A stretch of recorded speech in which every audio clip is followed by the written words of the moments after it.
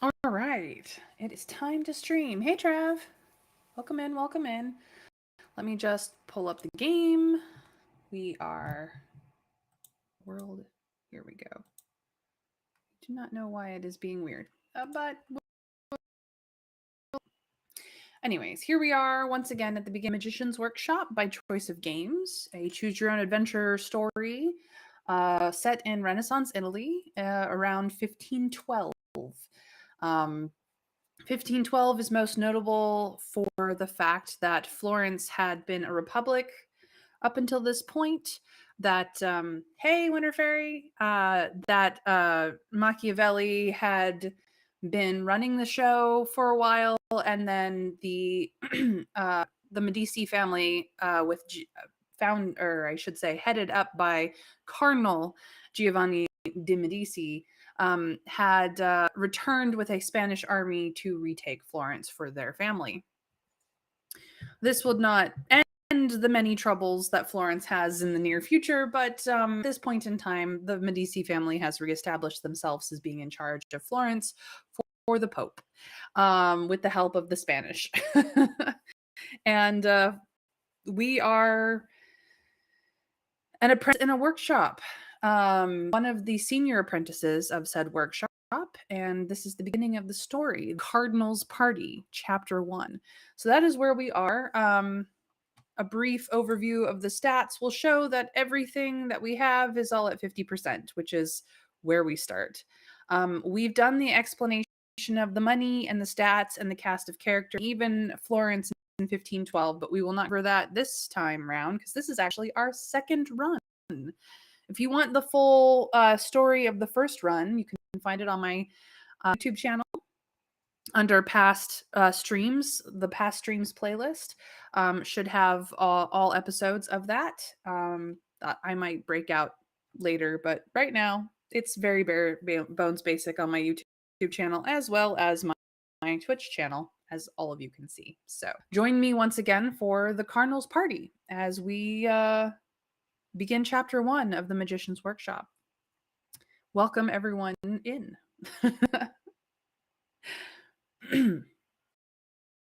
Setting sun of late summer's light stone of the Ponte Vecchio and glitters on the silver arch that runs beneath. You'd stop to delight in the beauty if it weren't for the fact that everyone in Florence seems to have chosen this moment to visit the shops that line the bridge, barring your way. It's noisy and hot, and you're dangerously close to being late. All day long, your workshop in the heart of Florence has been preparing to provide the entertainment for tonight's party at the Medici Palace. You woke at dawn to work with your fellow assistants, to supervise the students and do whatever the master asked. But today, you had an urgent message from your mother, who lives in a small house beyond the city gates. You paid a wagon driver 2 soldi and sat in between sopping baskets of eels, knowing the master would have strong words for you when you returned. And when you got to your child at home, it was only another of your mother's bad dreams and warnings. She's been telling you about more often of late. Yes, it's true, she is, or was, a gifted soothsayer, but now you're starting to wonder whether she's losing touch with reality. Then you made matters worse for yourself by pausing on the walk home, but you couldn't help yourself. So, last time that we were at this stage of the story, the very first page, we stopped to pray at Santa Felicia. This time, however, I would suggest choosing either one, we took the long way to avoid the gossips and bores hanging around the Palazzo Pitti, or 3, I took my usual route despite the delays caused by the builders' work in Goldie Gardens. We are already late. There is not much we can do about it, but which route do we go for? 1, 2, or 3? The Palazzo, praying, or the gardens? Of which I will not be choosing 2 because we've done it before. Trav says all of them make us late. Go for 3. It's the usual route. We know it. And Winter Fairy says 1. The long way. I guess that means that it's up to me. You know what? I'm going to avoid the gossips and bores hanging around the Palazzo Pitti. We're going to go the long way just because we can. You can't stand small talk. You prefer your own company. If only people would recognize that. Now you're in trouble. You must reach the palace before the sunset bell rings from the cathedral tower. Judging from the angle of the light, you don't have long to the palace. This is no ordinary party. It's the beginning of a new era, or at least that's what Cardinal Giovanni de Medici hopes. The cardinal is the head of the banking family that used to be all powerful in Florence until the French Wars in 1494, when the people of Florence rose up against the Medici and exiled them. Now it's 1812, and the Wheel of Fortune has brought the Medici family back, with some assistance from the Pope's army. What was your first reaction when the Medici returned? Did we feel relief? Mob rule has been getting dangerous? Did we feel disappointment? A true republic is led by its people. Or was there caution? There are risks in either direction, and the safest course is in silence. I believe we were cautious last time, if my memories, which has been over a week ago now.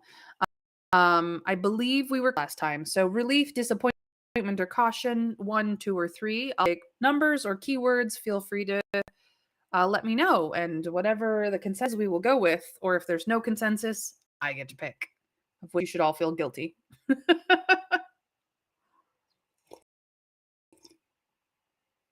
Winter Fairy relief.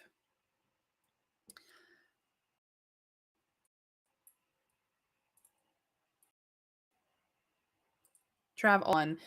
Yeah, if we go with democracy, we will be wanting to be good friends with Lucrezia and Conrad, and that's what we last time. So yes, we will go differently and try relief. Although to be fair, we wavered on the whole order democracy thing a little while anyway. So we're just trying to make new choices.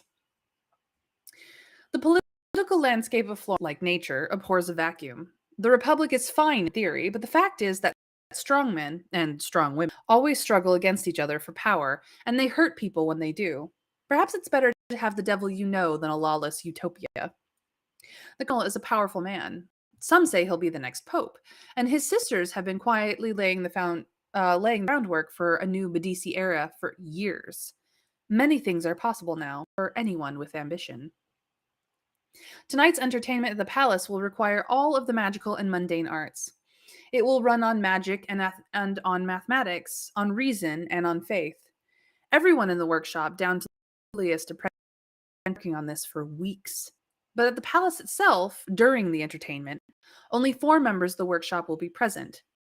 The master himself, 3 assistants, Piero, Fiammetta, and you. You'd better get there, and quickly. Luckily, you can rely on our charm, as we persuade a passing monk to let us ride in his cart; eccentricity, a clear path through the crowd; or boldness, I leap into a boat in the Arno below and then hop on shore. Now, we went charm last time.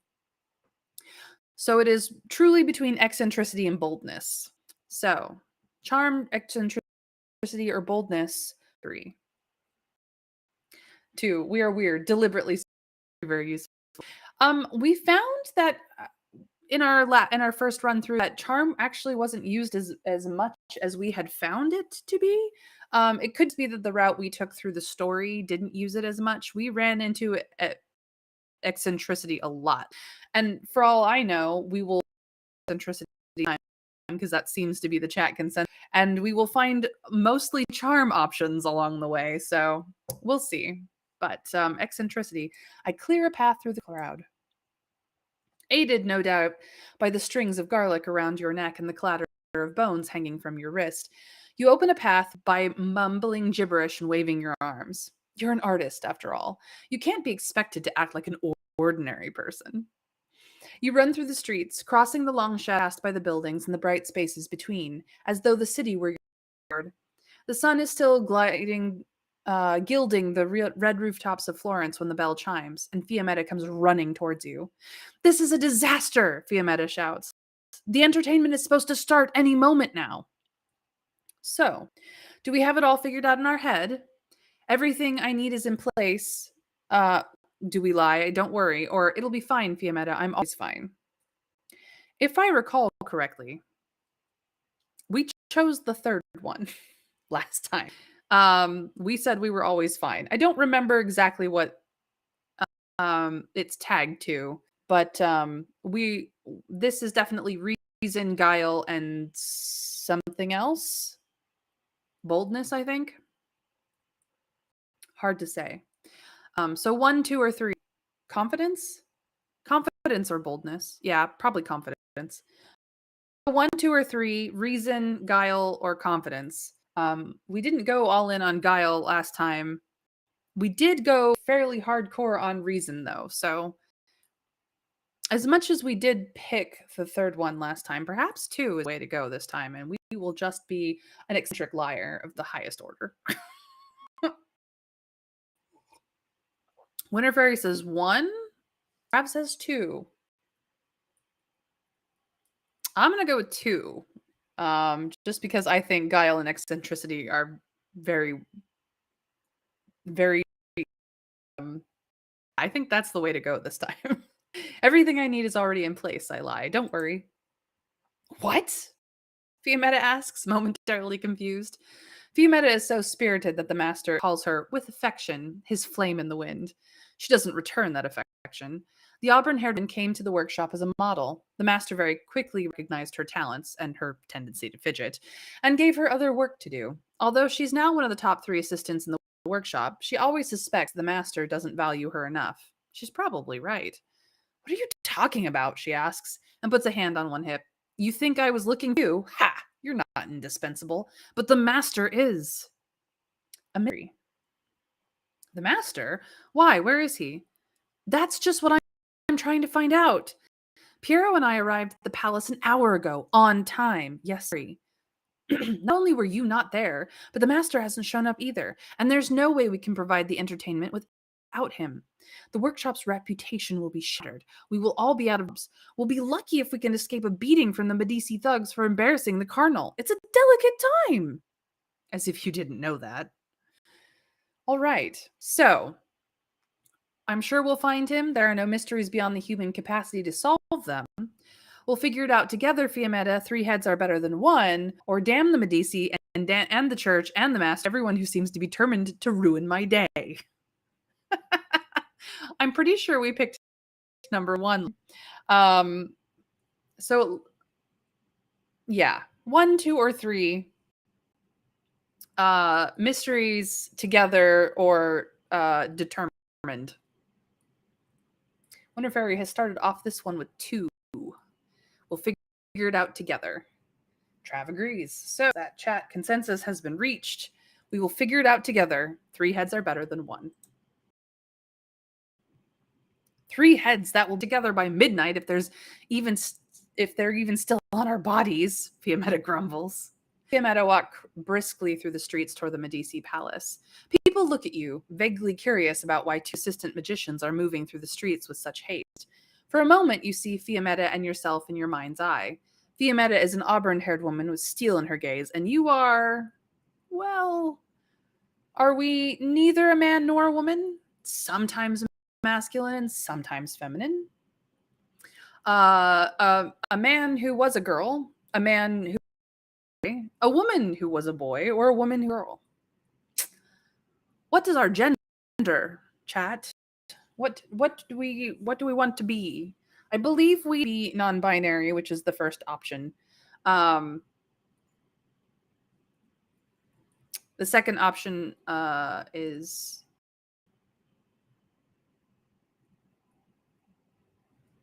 in between.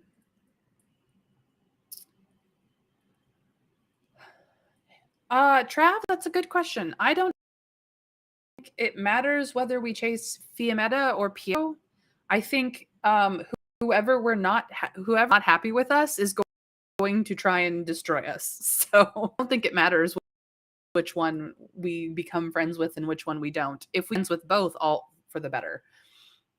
All right, we are going for sometimes masculine, feminine. All right, cool. What are our pronouns, chat? You'll have a chance to change these more than once later. We went with they, them, and we're perfectly happy with that. Do we want to go with he, him, she, her, or they, them? I'm perfectly happy with any of them.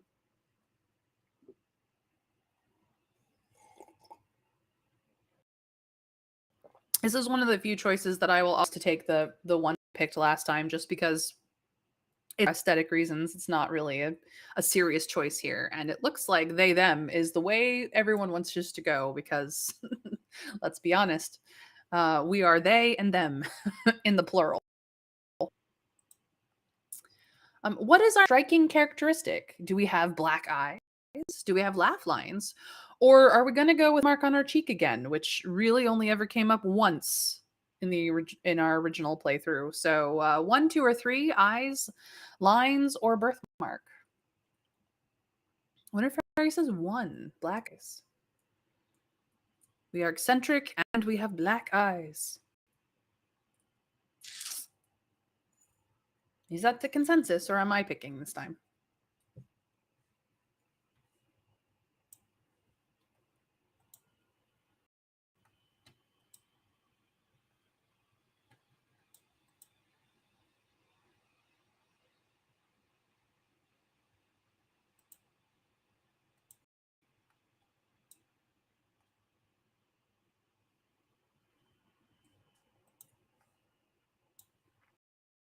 Eyes that can't be seen in the dark. Ooh, that's probably true, Trav. Good on. All right.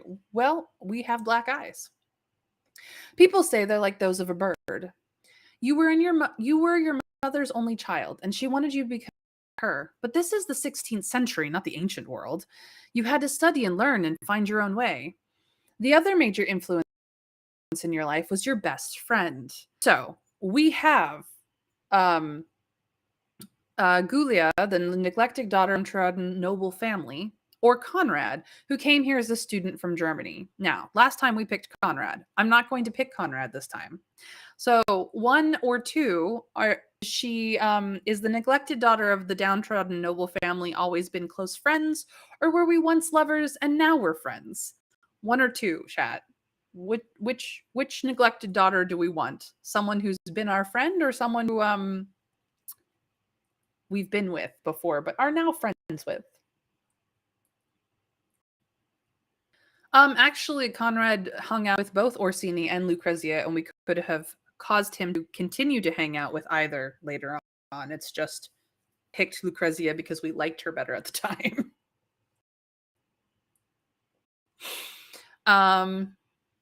Winter Fairy says, Trav says 2. I get to decide. You. We've always been close friends. We'll see if we become lovers later, but we've always been close friends. You and Gulia have not crossed anything other than friendship. What's your approach to relationships in general? Are we open to romance but not physical relations? Are we open to physical relationships but not romance? Are we open to both or either, or are we just not interested? We picked open to both or either, and honestly, if we want to romance or attempt to romance everybody that is possible to romance, that is the way to go. Our approach, Leroy Jenkins. Yeah, yep. Exactly, Trav. But we can be romantic but not spicy. We can be spicy but romantic. We can be both or either. We're not all interested. But it seems like everyone's open to both or either, and hopefully this time they will flirt with all the people we can flirt with and not just 2. The feast planned at the Cardinal's Palace tonight requires both magical and mechanical skill of the highest order. The master is in charge of operating the mechanical device that sends glass pitchers out into the air above the guests, while his 3 assistants, you, Piero, and Fiammetta, take care of the magic. The pitchers will pour whatever drink the guest desires. One of you must ensure that the pitchers dance through the air and pour in the right places, without breaking. Another must ascertain what the guests most desire, and the third must change the liquid in the goblets to match those desires. All of the master students had to study all of the arts, but every student has a favorite subject. Our talents. The Master's Workshop is not the biggest in Florence, but it's known for its ability to do just about anything, magical or mundane. Paintings, sculptures, machines, and inventions. The great fresco in the piazza, which you've been working on for months. The art of alchemy is evolving away from the search for gold. Its practitioners can change nearly into something else, at least for a time. The tricky but impressive art of animation began as necromancy. These days, corpse work is left mainly to the anatomists. Animation can bring anything to life, including mechanical men in simulacra. And then there's the art of soothsaying, of seeing into the minds, and for true prodigies, even far away in time or space, which helps your mother put food on your table for years. You chose your specialization based not only on your own inclinations, but the advice of your dearest friend Gulia and of Andrea, the perceptive young model in the workshop. Your mother, Stella, told you that she'd be disappointed in you if you didn't follow in her footsteps and study soothsaying. Gulia told you to study alchemy, thinking you'd always have steady work that way. Andrea, who watches and listens to everything, told you animation was the way of the future. No matter what you choose, you'd be disappointing someone and making someone else happy. So, last time we took alchemy as our strength and soothsaying as our weakness. This time, I would suggest that we take our strength in soothsaying because we'll have um, a completely different run that way, and perhaps our weakness should be alchemy since we've already done that route. But we could also equally have animation as our weakness because we did a little bit of animation, and it might be interesting to keep alchemy in the.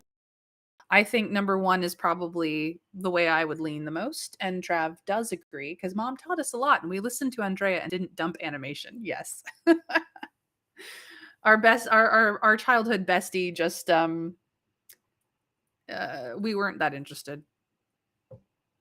So yes, it looks like chat has gone with one, which is soothsaying as our strength and weaknesses in alchemy.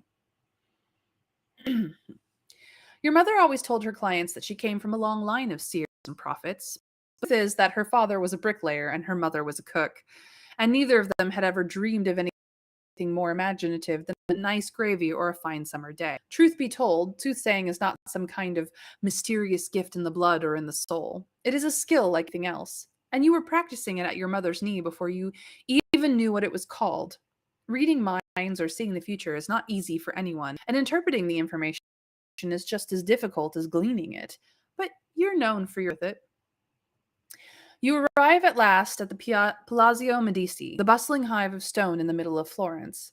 It was built in the last century, and nothing better represents the Florence of that era. At the bottom, the stones of the walls are heavy and rough. This massive foundation is pierced by arches for a public loggia and shops, which are doing a brisk business as all the fine people stream past on their way to the cardinal's feast. The upper two layers are progressively shorter and more delicate. The three stories always remind you of Plato's tripartite theory of the human spirit, the Holy Trinity, which we picked last time, or the three orders of a functioning society. Actually, no, I think we picked functioning society last time. Spirit, Trinity, or society, 1, 2, or 3. Yeah, we chose 3 last time. So which one to choose this time? Chat, 1, 2, or 3? Spirit, Trinity, or society? We'll probably not pick 3 because we already know the answer to that one. Wonder Fairy wants to go with Plato. I'm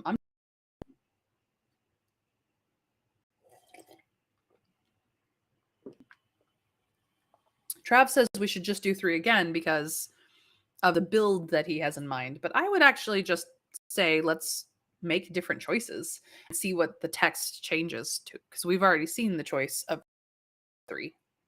I'm going to go with Winter Fairy. Let's go with Plato.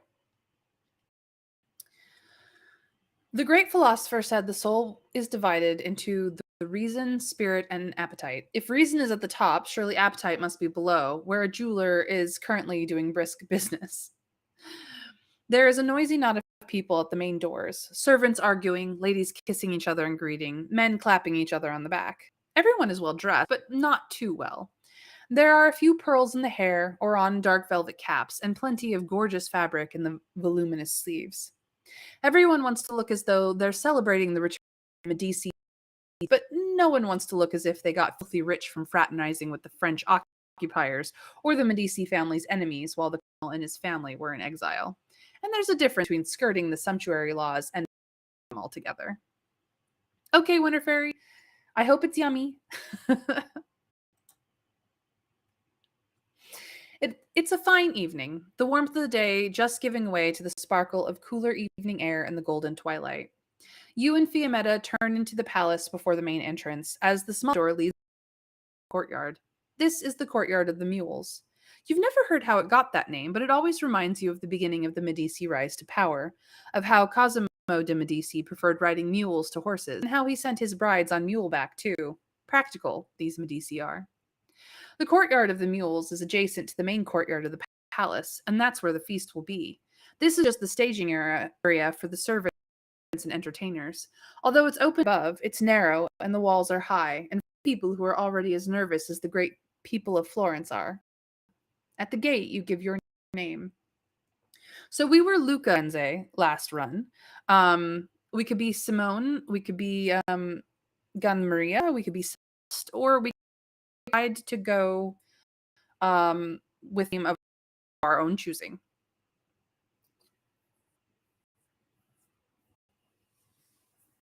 I have no problem with Luca again. It's very easy to stay. um, but most of these names are very, I mean, like Simone and Luca are somewhat male leaning.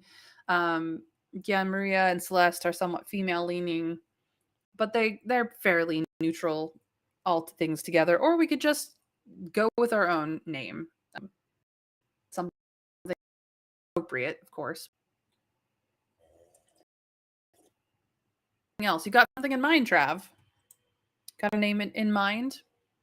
Because if we choose something else here, we get the prompt of what our name is. So what name should we have? What name should we have?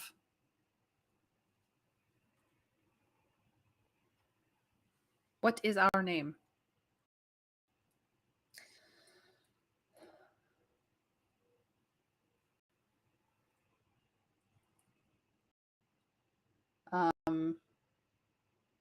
We are sometimes male and sometimes female, very fluidly gendered. So it has to be a fairly neutral name. Doesn't necessarily have to be an Italian name, but a neutral name all the same. Or I could just name us Chat.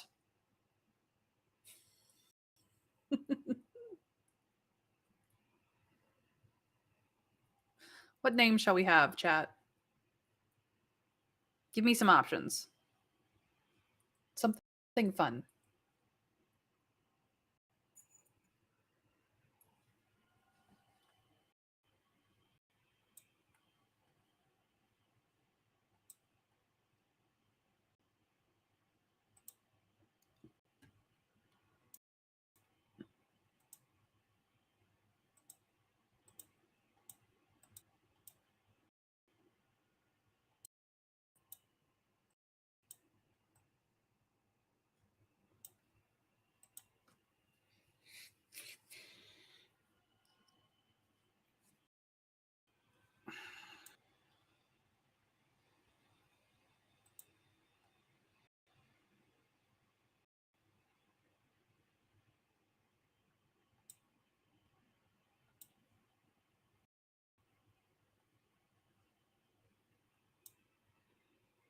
Uh,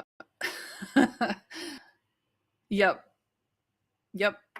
Uh, Principa? Yeah, we could do that. Do that.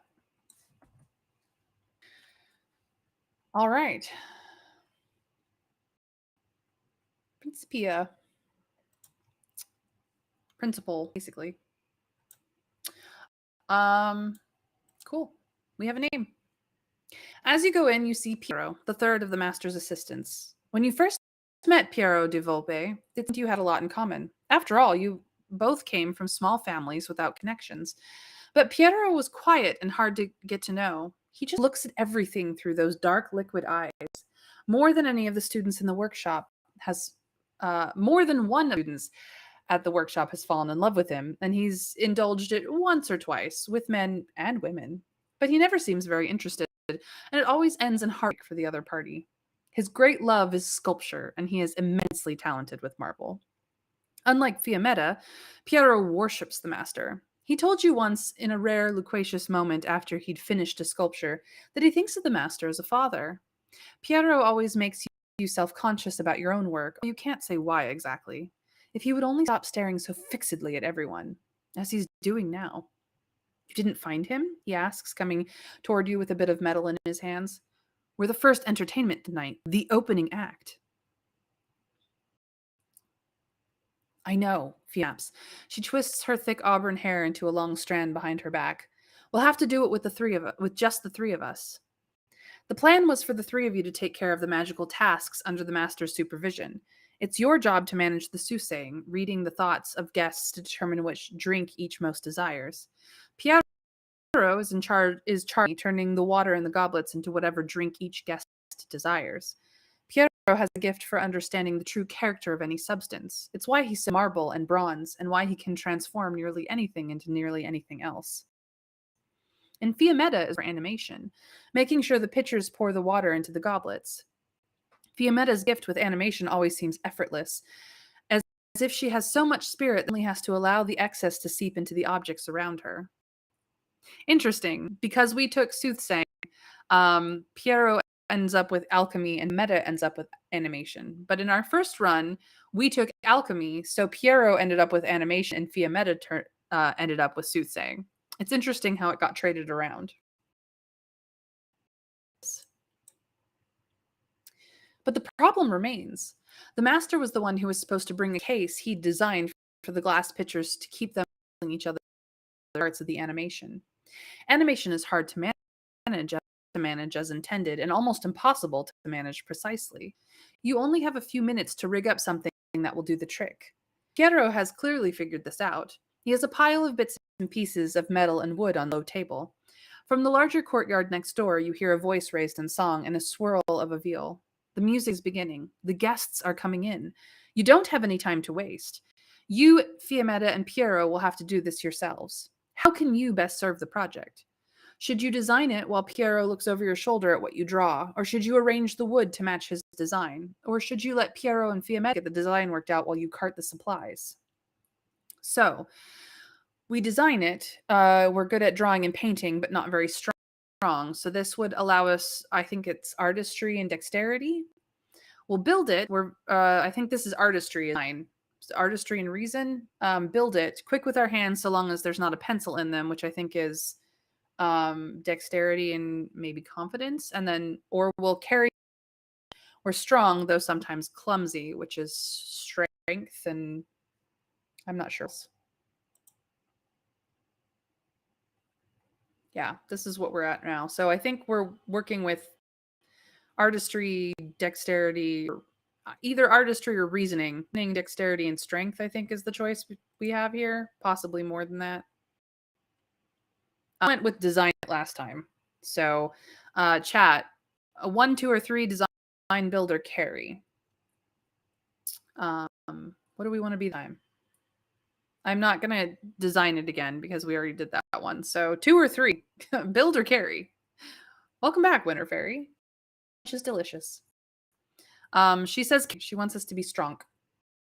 We are strong and soothsayer. What do you think, Trav? Shall we go with strong, or shall we be more dexterous or more artistic, I guess? I don't know. Shall we build it or shall we carry it? All right. Strong it is. Piero checks the dimensions of the chest and the pictures it will hold, grabs a stub of charcoal and a bit of rag paper. It's a simple design, but it has to keep the pictures steady in place and separated. While Fiammetta's quick fingers transform his idea into an object, you get everything ready. To move a little more quickly, you call on a little animation, your hours of training in anatomy with a sketchbook, or your willingness to push yourself too hard and throw caution to the wind. Understood.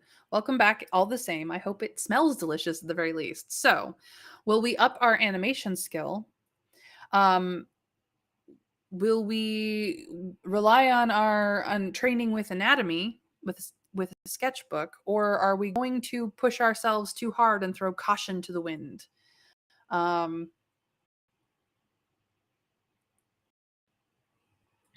Animation is our secondary stat, and that will give us a little better animation. So Trav votes one. Winner originally voted two, I guess. I guess we're going with a little animation. All right, we're gonna up our stats. Your mind makes the pictures a little lighter to give your muscles less strain. You begin by opening the pictures. It's a massive, ornately carved and painted chest of the kind called a caisson, all dark paint and gilt. Made as much for show as for storage. Perfect for the evening's entertainment. The three of you set the complicated wooden frame into the cabinet, then set a dozen glass pitchers inside. They're beautiful things made of opalescent glass, translucent so the guests can see the liquids changing inside when the moment comes. Their handles are fluted and adorned with ribbons of turquoise colored glass. Arrow fills each of the pitchers with water from a barrel. When they're all in position, the three of you close the lid again and wheel the caisson out to the entrance of the main courtyard. The cardinal's old, downright skeletal major domo has arranged everything for the feast and is standing at the threshold looking dour. Ready? He asks. Beyond him, the twilit courtyard is filled with a sea of people, broken only by the pale columns, the orange trees, and the sculptures. And the entertainment begins. A hush falls as you wheel the caisson out. You don't let your gaze focus on the bright garnets and sapphires in the torchlight. Instead, you turn your gaze inward to your training. What you're about to do will only seem impossible. Now you, Piero, and Fiammetta are on display, whether you like it or not. You're part of the spectacle. You've even chosen your clothing with care. Did we choose more masculine or feminine clothing today? We picked neither in particular last time, but we also were non-binary entirely last time. This time we are sometimes male and sometimes female. So I would suggest that we decide which side we lean towards today. One, two, or three, neither masculine or feminine. Winter Fairies already started us off with three, more feminine today. Does the rest of chat agree?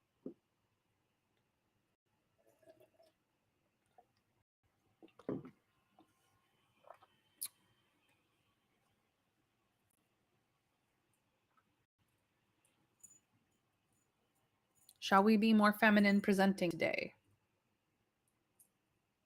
We will absolutely get to Beelan presenting later on. All right, let's be a little girly. What sort of clothing did we choose? Did we choose the clothing of an ordinary artisan, a citizen of the Republic? Did we choose to wear an eccentric ensemble designed to emphasize our worry, or are we elegant and charming clothing in the latest, which was our choice last time?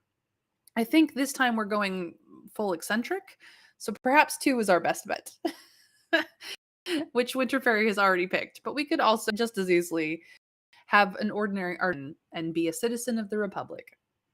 Two, naturally. All right, we're going with the eccentric ensemble. We're being a wizard. You see a black cloak with a hood over a gown of many colors stitched together. And of course, your favorite pewter amulet hangs heavy from your neck. Magic is like any other form of art. Anyone can do it with enough training.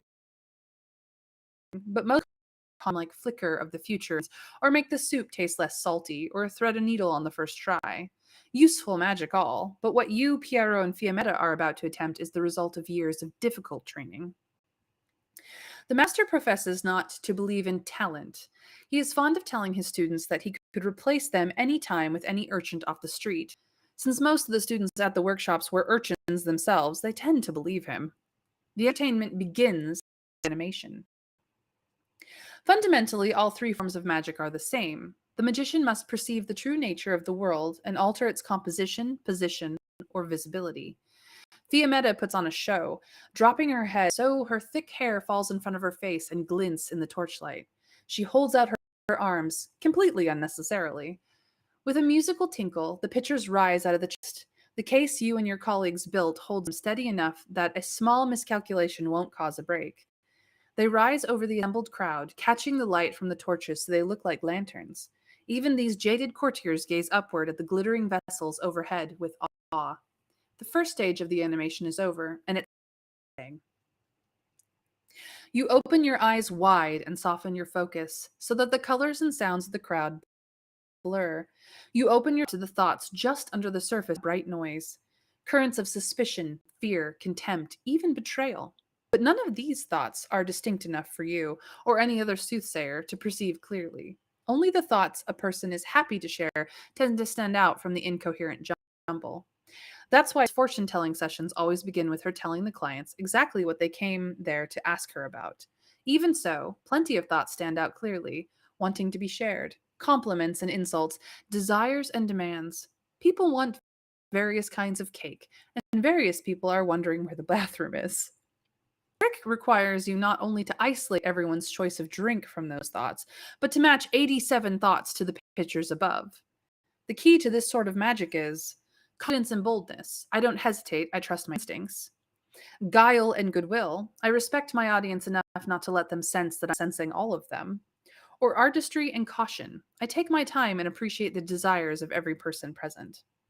I believe we went with artistry and caution our first time round, even though we were using alchemy at the time instead of soothsay. Since we've decided to go all in on guile, chat agrees. Guile and goodwill is are we respect them enough to not let them know that we are reading their minds. The master says all art is a act of love and an act of deception. You stand as still as one of the courtyard statues, to all outward appearances doing nothing, while all your energy goes into sorting through the thoughts of the crowd. Hold out your goblets, please, Fiametta booms. Now comes the flourish the three of you planned earlier, knowing that the centerpiece of the Medici courtyard is Donatello's bronze statue of David. It's a moment of great difficulty for Fiametta. She must keep all the pitchers aloft and steady while animating the statue. The dark metal David is nude except for a rather glorious set of helmet and boots. He lifts his sword swiftly, and the crowd gasps. As if taking their cue from the statue, the pitchers tip forward and begin pouring, guest by guest, the alchemy, water into something else. Piero's mouth quivers as he begins the work of changing water into 87 different substances.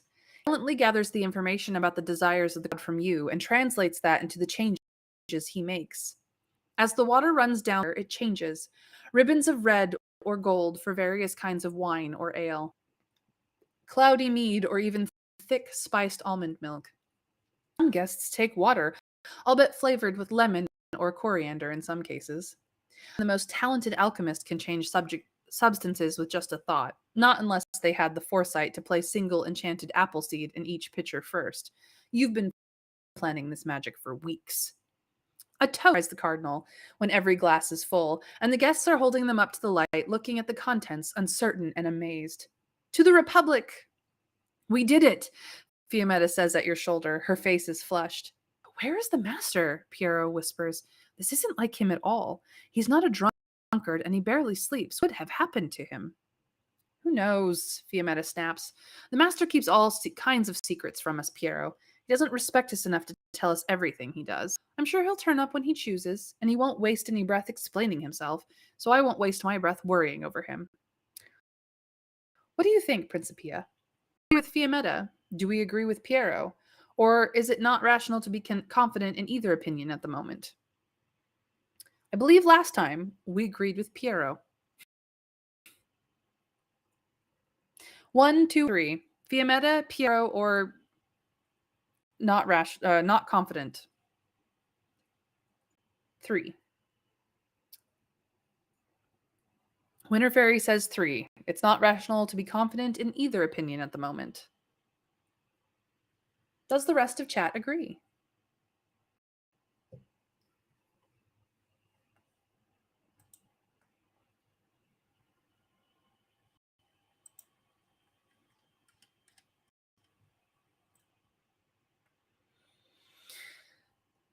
She's absolutely right about those secrets. Trav says to agree with Fiametta.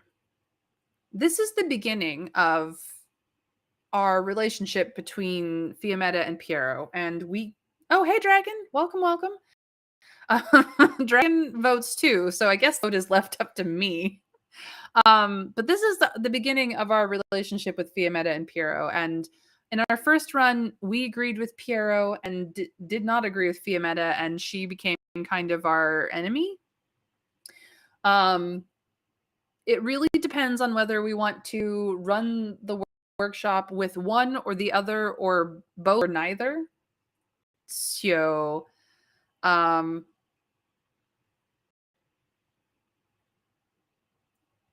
could check. I can check. Let's see. What is our relationship? Like, alchemy is the lowest. Animation and soothsaying are above 50. We're not dexterous this time, but we're guiled and a bit stronger. Let's see. We're eccentric, a little bit of goodwill, a little bit of humanism, back with order. We are neutral with both of them. For whatever reason, we're not neutral with Andrea anymore. Because we didn't side with her when it came to picking our magic skills. And our mom is actually happy with us, but our bestie is not. So at this point, we could stay neutral with both of them, which is option 3, or we could decide that we like one more than the other. And you guys have liked me of all people. Yeah. Herder. Dur. You know what? I've seen Fiametta be mad at us before, but I actually do like Pierre. Just his general personality appeals to me more. But we don't want to make the same mistakes we did last time. So I'm going to say it's not rational to be content with either of them. I'm siding with Winter Fairy. I have no idea where the master is or why he's not here. Either could be right. In any case, we can't find out until we've spoken to the cardinal. When the guests have drunk and marveled at the precision of the magic and dead, the cardinal calls for the music. Over to see the 3 of you. The Medici Patriarch. Giovanni de' Medici has been a cardinal since he was a boy. Perhaps ironically enough, that's why the robe seemed so uneasily on his shoulders. He did not come to the church. It took him, or Julius II turned Giovanni into one of his most trusted henchmen. Giovanni went to war against the French and was captured. But then Pope Julius finally beat the French back, and Giovanni de' Medici returned to Florence with his back. The Medicis are exiles no longer. But the cardinal does not look triumphant, even here and now at his victory feast. He looks circumspect. His face is heavy and shadowed with a stubborn beard. His lips are red. Marvelous work, he says. Where is your master, so I may congratulate him? Hiding in the rafters? You can think quickly on your feet and cover it up, or you can play the eccentric and distract him with a logic puzzle, or you can charm him with a graceful obeisance and a kiss of the ring, which is what we did last time, by the way. So we could say, oh, he's here somewhere, casually. He won't want to let the evening end without speaking to your eminence. If an artist is his art master is present here before you now, or I'll bow my head and kiss the ring, which is what we did the first time. So 1, 2, or 3, 1. Do we cover it up? Do we go a full eccentric, or do we try to be charming?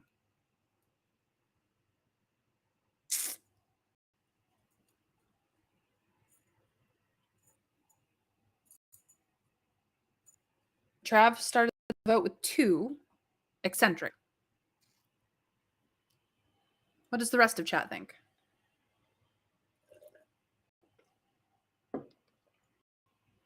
Winter Fairy agrees, so the 2s currently have it. Anybody else want to weigh in?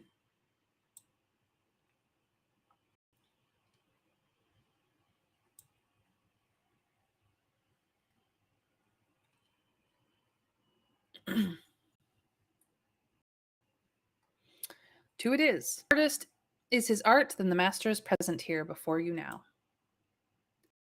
Suppose that's true, with a weak smile. You are all testaments to his training. Thank you, Your Eminence, says Fiammetta and Piero in near unison. I check with the master about the cardinal adds. Something of a family nature. Please don't let him leave tonight without seeing me. In the meantime, let me provide each of you with a token of appreciation for a job so very well done tonight. You are too kind, Your Eminence, you say. Come, come, what will you have? You may know that my family has long been charged with the controlling the sale of alum from the papal mines. I would provide the workshop with some. I know you must use it in your dyes and your alchemy. Or perhaps you could use a little labor. I'm sure I could find a worker in my country staff who would like the chance to gain a little experience in one of Florence's great workshops. I'd pay their wages for a few weeks, and you could have 2 extra hands for a bit. You, Piero, and Fiammetta look at each other. Or perhaps, the cardinal continues more quietly, it would be better to reward you each individually rather than the workshop. After all, I know the masters don't pay their assistants nearly what they're worth, and it was the 3 of you as artists who made this tonight. Would you each like a floor in your pocket instead? You ask for a moment to discuss it, Piero and Fiammetta. We should take the labor, says Fiammetta. The apprentices are run off their feet and will be even more so if they're seeing fit to wander off. Morale will improve if we add a person to the workshop. Alum is expensive on the open market, and we'd no doubt get more from His Eminence than 3 florins worth can buy, says Piero. So, do we side with Piero and take the alum? Do we side with Fiammetta and take the apprentice? Do we take a floor and buy what we like with it? Or, as we did last time, should we refuse any reward and the cardinal, because the cardinal's favor is more important? Now, the cardinal's favor didn't really good in our first run. I don't know if we just never place where it would have been helpful to us or not. But it really wasn't that useful in the end. So seeing as that's how we did last time, it's 1, 2, or 3 I will accept answers for. Piero, Fiammetta, or the floor.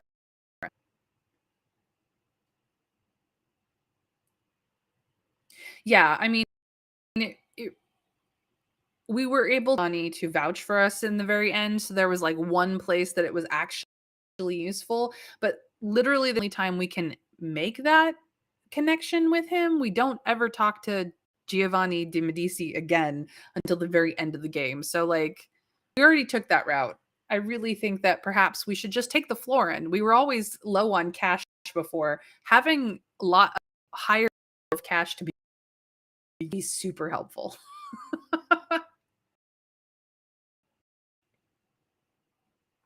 So Winter Various started with 3 because she agrees with me. But I will accept 1, 2, or 3 because 4 we've done before. 3 consensus. I will go with the consensus, or I will pick if you guys all pick different ones. Trav says 1. Having some more supplies would be pretty useful and make him happy. Correct. I don't think we have. Yeah, we're still at neutral relationship with both of them as of right now, and I don't really want to go and make anyone unhappy, but supplies would be helpful. The apprentice would be helpful. The money would be like all 3 of those things are very helpful. Dragon, you want to weigh in or be a butt? Either way, please help. 1, 2, or 3. Piero, Fiammetta, or Florin.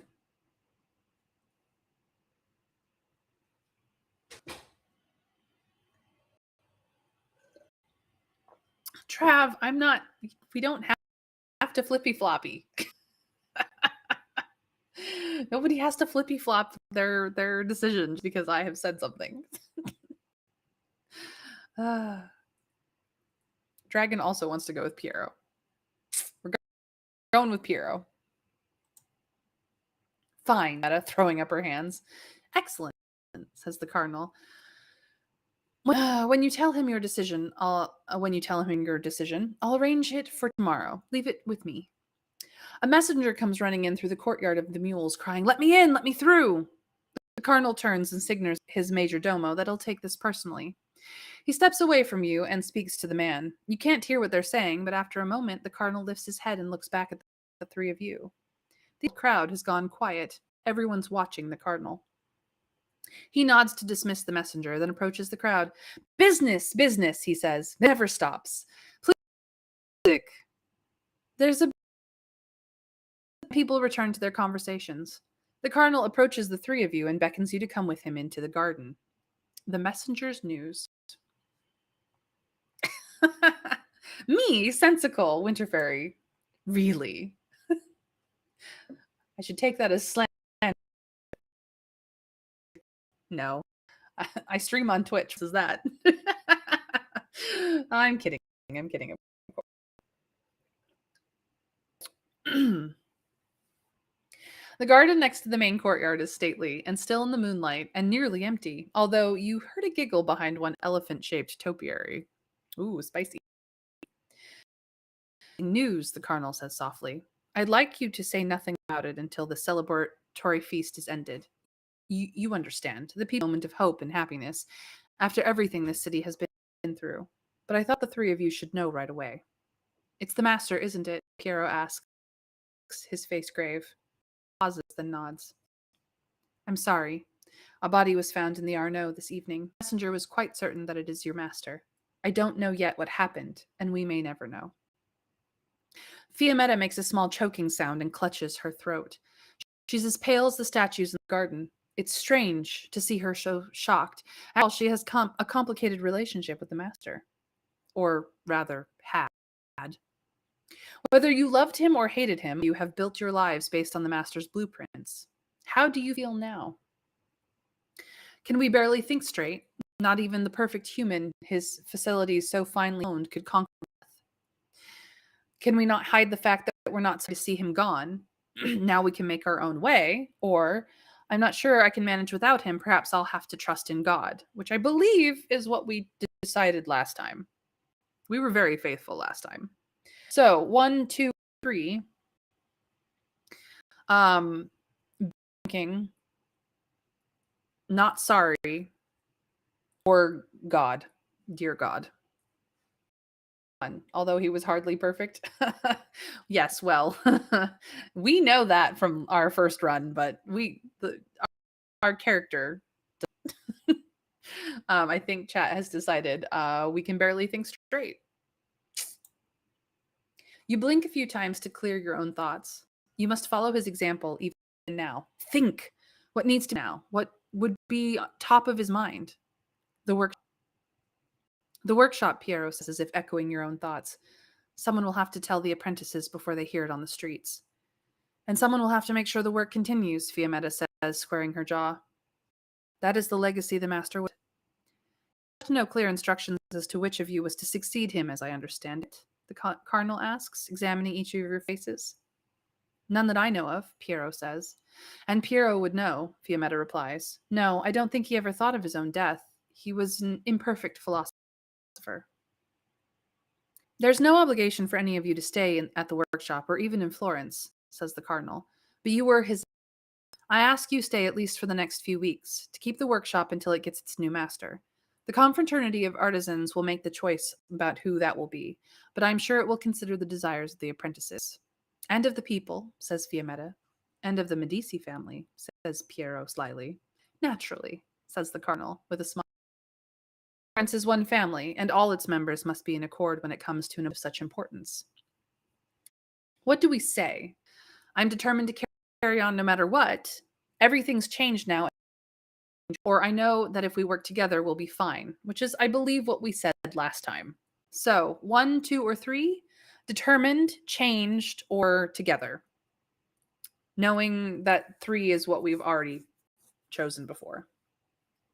We also just had a rant from Fiammetta about how he was a secretive idiot. Yes, we have. Winter Fairy, we already chose to work together one last time. So it's really between 1 and 2 in this choice.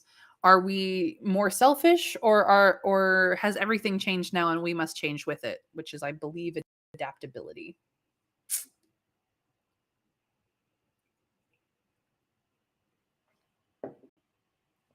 Two. Winter Fairy starts the vote with 2. Everything's changed now, and we must change with it. Does chat have a consensus? 1 or 2? Because we've already done 3. Well, it's the choices we have, Trav. I don't know what to tell you. We've been through this. This is how it's written. Everything's changed now, and we must change with it. Seems to be a consensus. You, Piero, and Fiammetta walk briskly through the streets, saying nothing. Each of you had a relationship with the master, and each of you now must make choices about the future. Whoever wins the support of the apprentices and the confraternity of artisans will become the new master, providing they don't meet any resistance from the Medici family or the people of Florence. That means that you, Piero, and Fiammetta are now rivals. But you have a workshop to run. Fighting would destroy morale. So if you want to run the place, you'll have to prove your worth without colleagues overtly. Give me 5 minutes and I'll write some new options. I don't think you can code that in the game in 5 minutes, but nice try. Another possibility. Maybe you don't have to be rivals at all. If the 3 of you can learn to work together, you could present yourselves to the apprentice group and ask that all 3 of you become co-masters together. Or you could work with either Piero or Fiammetta as a pair. By combining your skills, you'd have an easier time on the workshop's challenges, but you'd also lose that would come from being the sole master. And anyway, if you wanted Piero and Fiammetta, or either of them, to agree to an arrangement, you'd have to get them on your side first. Yet another possibility. And perhaps you don't want to run the workshop at all. Perhaps you'll choose to leave Florence entirely and make for yourself somewhere else. After all, Leonardo da Vinci spent most of his life away from Florence, although he still visits from time to time. There is a wide world out there for a person of your talents. You have many choices ahead of you. Work begins. One thing is certain. Over the coming weeks, you'll have to work harder than you've ever worked in your life, and you are accustomed to working very hard indeed. How will you get through the physical strain when you'll need to put in long hours of the workshop and run around the city making alliances and meeting with clients? Will we rely upon strength? It gets us through even though I neglect my health? Will we have quick fingers even if my brain can't always keep up? We've never had much physical strength, but we've learned to keep ourselves healthy. I think we went with quick fingers last time, but I don't actually remember exactly what our options were or what we picked this time. So 1, 2, or 3, strength, fingers, healthy. Winter Fairy has started number 1, the strong.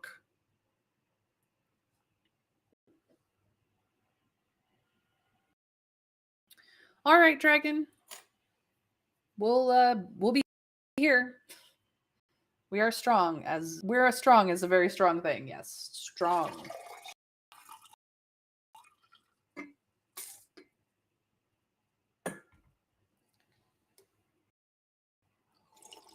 Looks like the ones are going to be strong this time. We're going to have strong. Even without a good night's sleep or a proper meal, marble or keep your paintbrush at hours. You're not worried about your own ability to do the work, but keeping the apprentices happy and productive will be a more difficult task. Just as the workshop comes into view, you hear something odd as you pass a narrow alley. A low chuckle. It's so near and so out of context. You hear no conversation, that you pause and peer into the dark alley. There's nothing but shadows. Come on, Fiammetta urges you. It's not the time to dawdle, Principia. Master's Workshop is one of a half dozen of similar size and reputation in Florence, all vying for the best clients and commissions. It sprawls through and even under several buildings, but its entrance is on a tiny side street just off the far edge of the Piazza di Santa Maria Novella. It always feels as though it exits within the piazza and simultaneously in quiet. At the moment, the street is dark. Workshop are on. Lights in the workshop are always on. Like most workshops in the city, this one is usually called either by the name of the nearby piazza or by its master. Perhaps one day it will be named for you. You, Fiammetta, and Piero pause just outside. It's past. Only some of the apprentices will be here at this hour, but you can't risk waiting until tomorrow to tell them. News will be all over Florence by dawn, if not before. Secrets spoil sooner than fish in this city. There's one thing in your own past you'd prefer that no one found out about your career if it ever comes out. We only got into the workshop because the master gave us a special favor. We were a petty thief before the master gave me a chance, which we chose last time. We conspired against the Medici return, or artisans from outside Florence against the confraternity's rules. Um, the ones have it. I've barely even gotten to numbers and keywords, and the ones already have it. So we only got into the workshop because the master gave us a special favor. Trav believes that it's because our mom asked him to, which wouldn't be out of character for her, to be quite frank.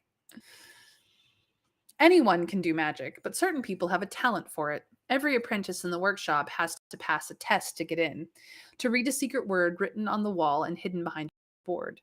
The apprentice is allowed to use saying, animation, or alchemy to change the board into glass, or remove it, or divine the word from the minds of others.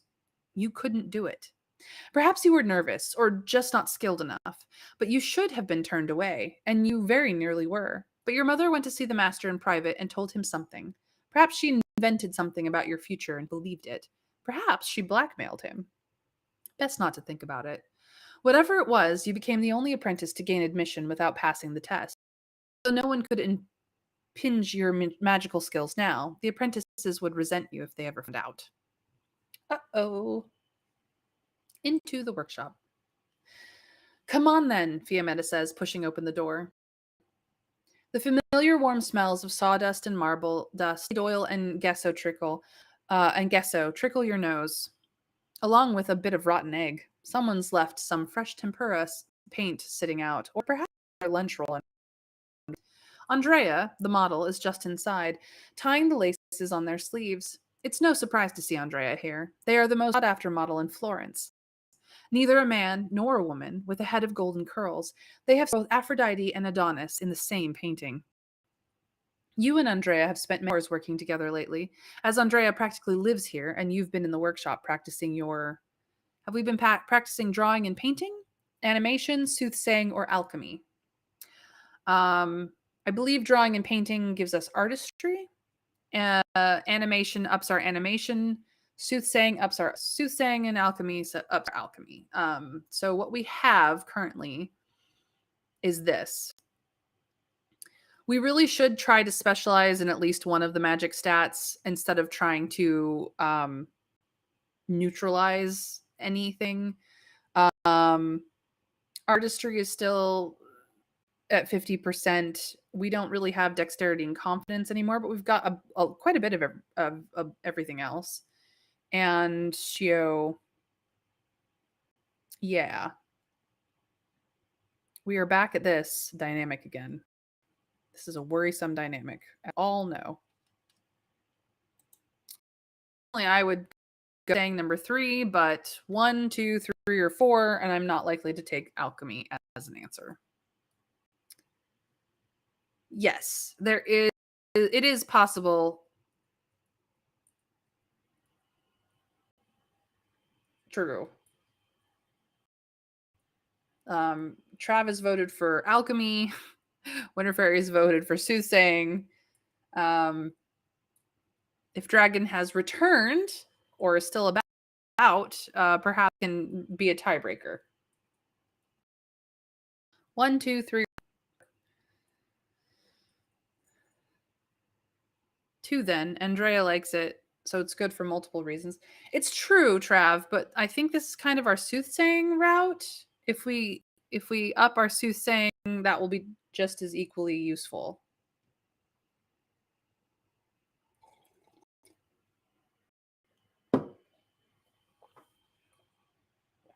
I'm not really chasing achievements in these runs. I just want to do something new, something different. Well, I guess you guys are leaving it up to me, so I'm gonna go soothsaying. Ha ha ha. Andrea is accustomed to composing their face, but for a brief moment, the alarm shows on it. Your own must have given you away. Something's happened, Andrea says. The model speaks softly, but with such authority it might as well have been a church bell. The phrase summons a dozen apprentices from various corners of the workshop. From the back, where a ladder stands next to a marble sculpture. From the right, where three apprentices were coiling metal springs for use in a machine. From the left, where one of the newest apprentices is preparing a canvas for use tomorrow, and an older one has been sketching Andrea. What is it? Asks a senior apprentice. Weren't the three of you supposed to be at the Cardinal's party? You look at their faces.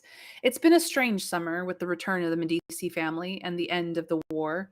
The workshop has weathered the uncertainty, but not without paying a price. So, we surprise and our morale is sufficient but not high, which I think is what we went with. The master stockpiled supplies during the war but didn't recruit enough, so morale is low and or the end of the war has lifted the apprentices' spirits, but they're overworked and don't have enough supplies. At least they love us, is Trav's vote. So 2 or 3. 1 is the one we picked before. 2 is high supplies, low morale. 3 is high morale, low supplies. Trav has voted 3. Winter Fairy has voted 2. Yeah, we were dangerously low the whole time because we bought orb supplies.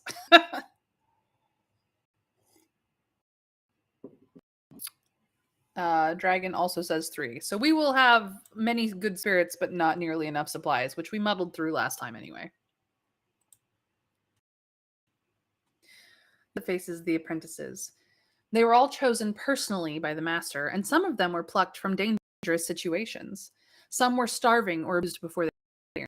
The master had, but he believed in the power of art to save individuals, if not the world. And now, as those individuals look at Fiammetta, their lives are about to change. We have terrible news, Piero says. The master is dead. Some look at each other, some look at the floor, some look at the heavens and cross themselves. Are you sure? One young ups asks. They're sure, Andrea says, looking at you shrewdly. By violence, I'd wager, and without leaving a successor. The confraternity will choose a new master, Fiammetta says, and it will consider your wishes. In the meantime, you must make do with the 3 of us. The apprentices look at each other, frowning, grumbling, holding back uncertain tears. In the meantime? Ha! Clients will take their work elsewhere, says a really quiet man with a heavy brow. This will charge us more. All the talented people will leave the workshop. Then you're sure to remain, aren't you, Giacomo? Fiammetta snaps. This is your chance to reassure the apprentices, but how will you speak to them? With charm and eloquence, which is what we used last time, but we don't have that charm and eloquence this time. Will we use a little soothsaying to tell them what they want to hear, or will we speak with confidence? I don't think we have confidence time either. Nope, we don't have the confidence this time. But we do have the soothsaying. Firmly. We don't have the charm. We're very eccentric. 1, 2, or 3. Charm, soothsaying, confidence. Trav decided 2, which is the smartest decision. Our magic powers to know exactly how to manipulate them. Wah ha ha ha ha. Yes, that. What does the rest of chat want? 1, 2, or 3. Charm, soothsaying, or confidence.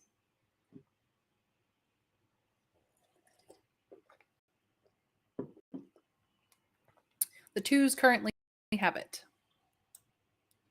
You're welcome to weigh in if you'd like to, Dragon.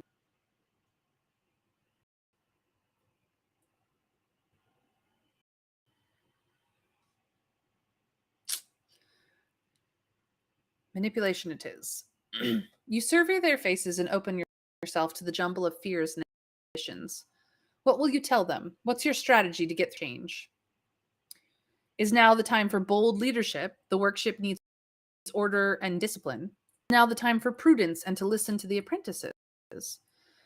We'll have to take each day as it comes, trust in God, or we need to remain united. The world calls us eccentrics, outsiders, but we are family.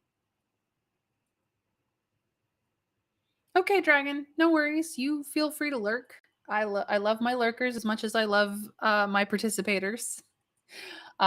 Winter Fairy has started off this round of voting with 4. We are eccentrics, but we are family. It's an Adam's point of view.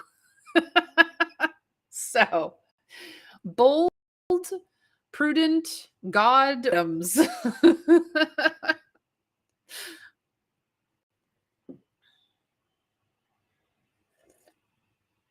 Look, I love the Adams family. Anyone who knows me knows this. I would be an Adams if I could. They're the best.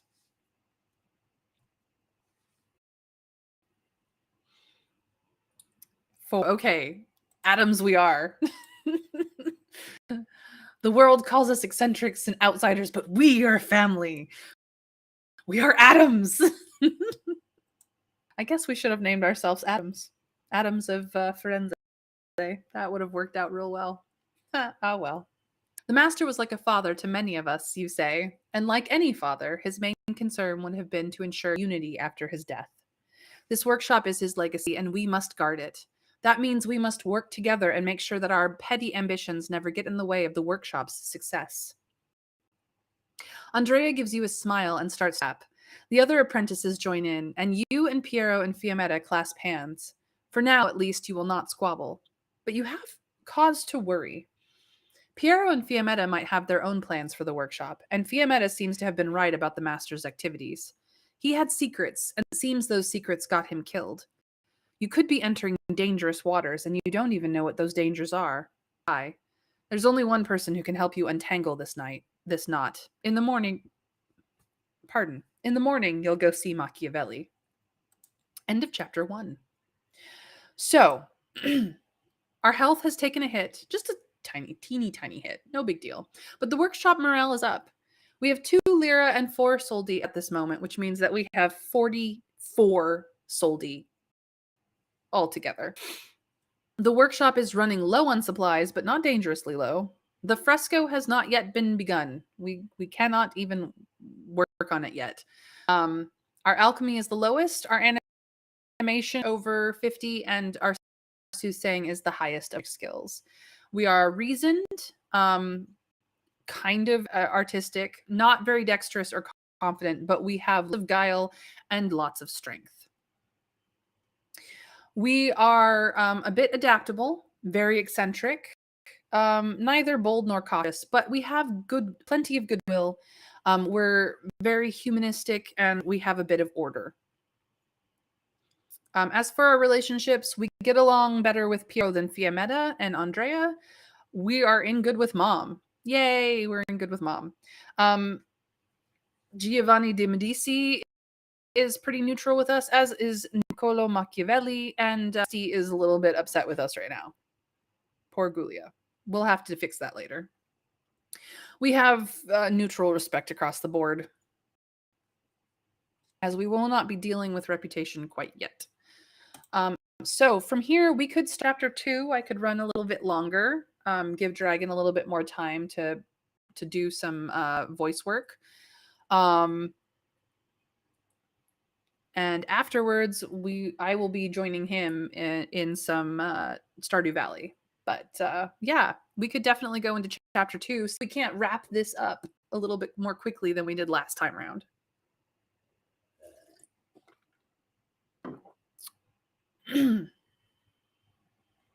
So anyway, the master's funeral.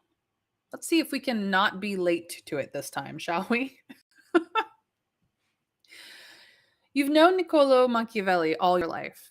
His late father was a lawyer who used to visit your mother to get advice about how to change his fortunes and reduce his debts. But whenever he managed to get one creditor off his back, another seemed to appear. Perhaps that's why Niccolo has always been so cautious, so calculating. He came of age just before the Medici were exiled. Yeah, no, that's fine. It's fine. We've got the time. Then he watched and waited while the preacher Savonarola turned Florence into a city of enforced piety. In his bonfire of the vanities, the friar burned the very things that made Florence beautiful: paintings, instruments, and especially magical items. You were young, but you can still remember that night 15 years ago when the smoke from all the angry fires made your force us to think about our own faith and make sure it was firm. It set us on a path toward humanism and away from superstition, or did it show us how humanity is weak and cruel? I believe last time it forced us to think about our faith. So number one is a choice we've already made. So one, two, or three: faith, humanism, or cruelty. We've already kind of edged towards humanism, so two would be very in kind with us. Three, I believe, is misanthropy. We've kind of sided on goodwill already. So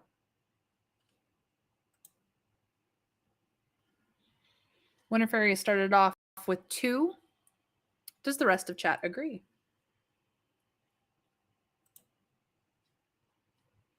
Shall we be humanistic? Into humanism.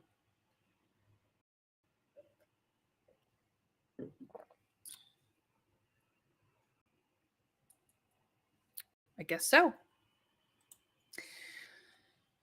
You'd never seen your mother so afraid. She bartered with animators to put magical locks in the little house, as if anyone couldn't have broken through the cheap wooden walls with a pickaxe and a little determination anyway. In those days, Machiavelli used to visit and cheer your mother up, drinking weak wine and playing cards. He'd tell her that this would all pass. Sure enough, he was right.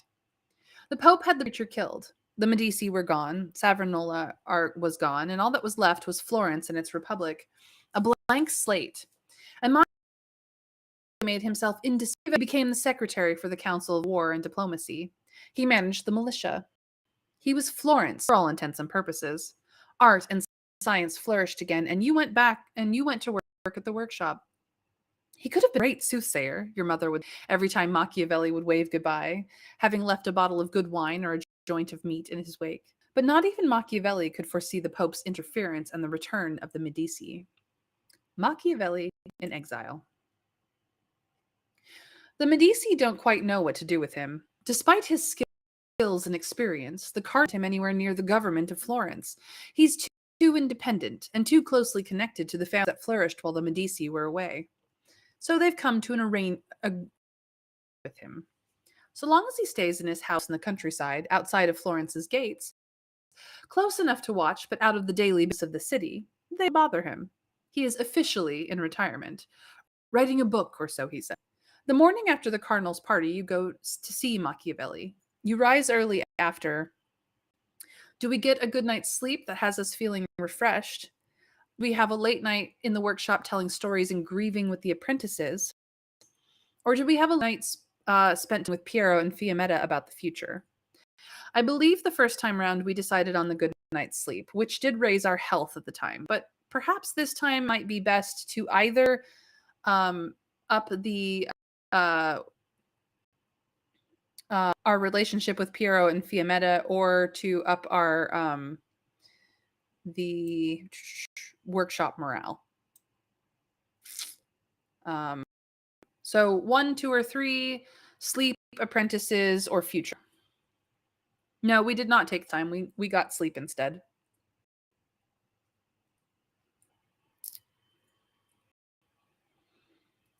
We got our health pretty high in the early game, which we've taken to it this time. So Travis started out with a 3, as has Winter Fairy. So it looks like we will be trying to up our relationships with Piero and Fiammetta this time around.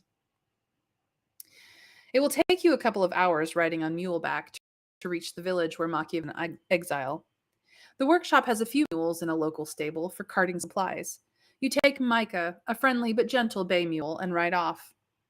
The morning is cool and bright, a pleasant day for a short journey, but as you cross the Arno, you're reminded that your master is dead by an unknown hand, and you shiver. Perhaps it's only the effect of the deep shadow as you pass between two tall buildings in a quiet alley that connects. You freeze. Your mule is sensing your alarm. Sensing your alarm slows his gait. There's a figure in a cloak and a round, broad-brimmed hat. You cannot see the person's face. You barely notice the person at all. They fade into the stone wall. You can't see the face under the brim of the hat, but you have an uncanny certainty the person is watching you. And we were um, so this time, are we angry, polite, or go boo? I think 3 is considered the eccentric option. 2 is the charming option, and 1 is the misanthropy option, I think. It looks like everyone's in on boo. We be scary, yo. We be scary. Boo. It reverberates off the stone walls, and a cat yowls somewhere nearby. A figure steps forward, but they say nothing, only lifting a black gloved finger to their lips. The figure walks away, seeming to melt into the darkness of an alley. Hey, you cry out. Where did they go? They can't just disappear. Unless it was an animation or some other sort of spell. You guide Micah the mule down the alley in the direction of the figure, but the mysterious person has gone. Uh-oh. The Monticello has made itself known. Creepy little crazy thing. You rejoin the main road south, and as merchants and friars pass beside you, the experience you just had feels like a dream. The countryside rises before you as you leave the city behind. You pass olive groves, each of the dark, gnarled trunks a personality itself, topped by a crown of sage green. Vineyards climb the hillsides, rows upon rows, like defending armies. The road narrows, and you guide Micah to the side to let a group of men on horseback pass. In the center of the knot of finely dressed servants rides a woman of about 40, with dark hair, an aquiline nose, and traveling clothes in the same colors as the surrounding landscape, but richer, deeper, and lined with gold lace. She's riding north from Rome, with several pack horses at the back of the convoy. This must be Alfonsina Orsini, who married into the Medici. Some say she single-handedly orchestrated the Medici return to Florence.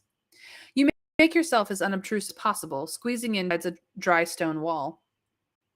But Alfonsina holds up her hand, and all of the dozen horses around her stop too. She turns her eagle gaze to you. Will you stop for a moment, feather? Dragon? I hope it went well.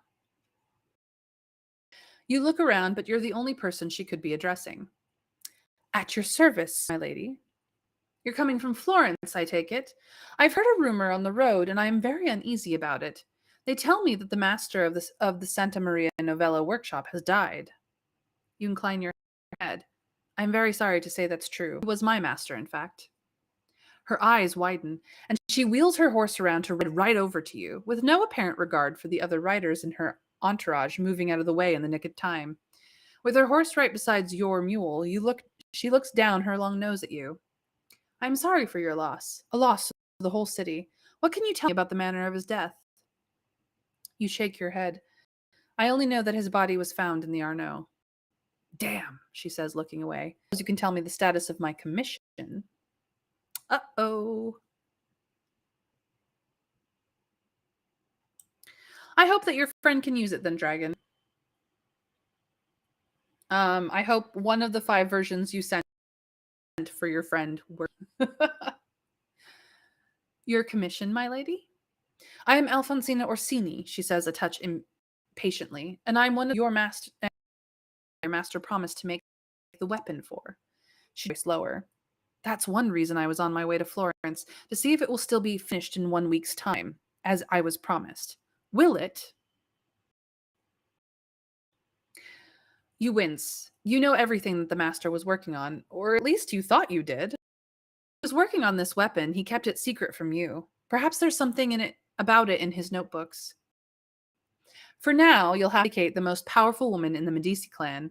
Are you a good enough liar to make her believe the commission is underway? Or would you rather be honest but impress her with your confidence? She's thinking about the weapon now and wants to talk about it. Perhaps you can use your enough information from her to set her mind at ease. So we have, that commission, which is the guile option. We have, I'm still going through the master's records, but our workshop never misses a deadline, which is the confidence option, or the weapon, and which is the soothsaying option. 1, 2, or 3, guile, confidence, or soothsaying. Trav has already the vote with 3. Soothsaying. We did not have much in the soothsaying skills last time. We do this time. This will probably be helpful. Winter Fairy agrees with the soothsaying. I am inclined to go with the consensus then. Ah, yes, the weapon. Concentration, concentration, and read your mind. They fly at you like darts, and it's hardly a struggle to gather them and sort them, turn them into words. The weapon to remove soldiers from the castle wall. That's the one, isn't it? She looks relieved. Yes, that's the one. I am very glad to have met you. I am Principia de Firenze, my lady. I will pray for you this time of grief. I understand how painful it is. I lost my husband, you know, but I carry on for my sake. I'm glad to see the workshop is in good hands. If it can deliver on its commissions on time despite the setback, it will survive and be a good legacy for your master. And of course, I'll pay 3 florins, as I promised your master. I will tell my colleagues so when I return to the city later today. Good. I wonder what brings an artisan out to the countryside the day after their master's death? What I don't know can't hurt you. Hurry on to Florence myself. Always keep an eye on the nuns at San Lucia. They were good enough to keep me safe from the mob, you know, in bad old days, and I repay loyalty with loyalty. And of course, I must see to my late husband's brothers, give them all the news from Rome. One of those brothers is the Cardinal Giovanni. One was who was the host for last night's entertainment. The other is Giuliano, who is ostensibly leading the new government, but who defers to his brother. Thank you, my lady, and the workshop thanks you. Until our next meeting, then. Whew, that went way better than the first time round. Yes, please look into the save. And it's not like it's the end of the world if we have to start over, but you know.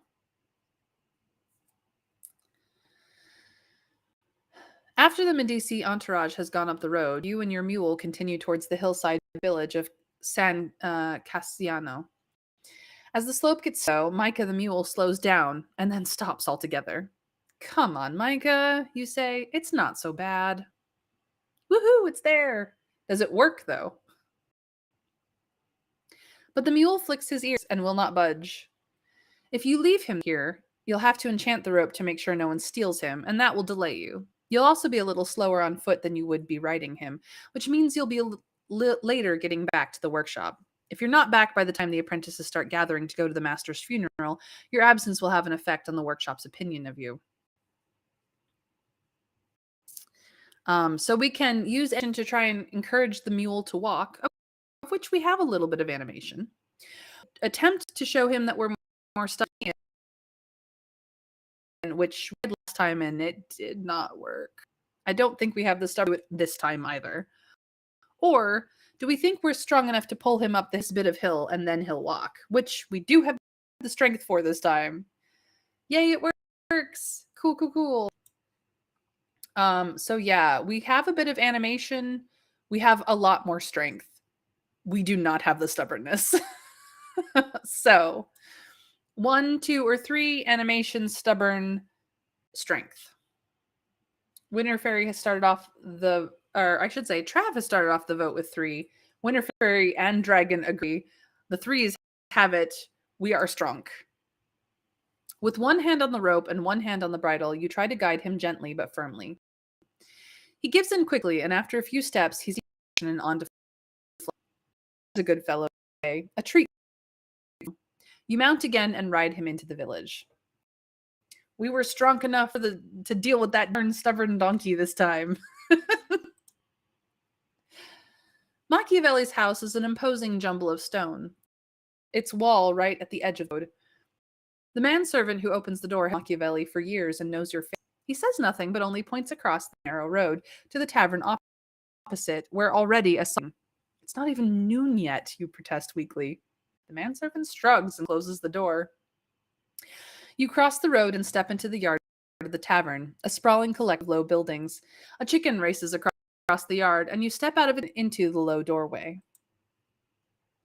3 men, no doubt local to the area, are sitting in one corner. They're the source of the song, and there's wine in front of them.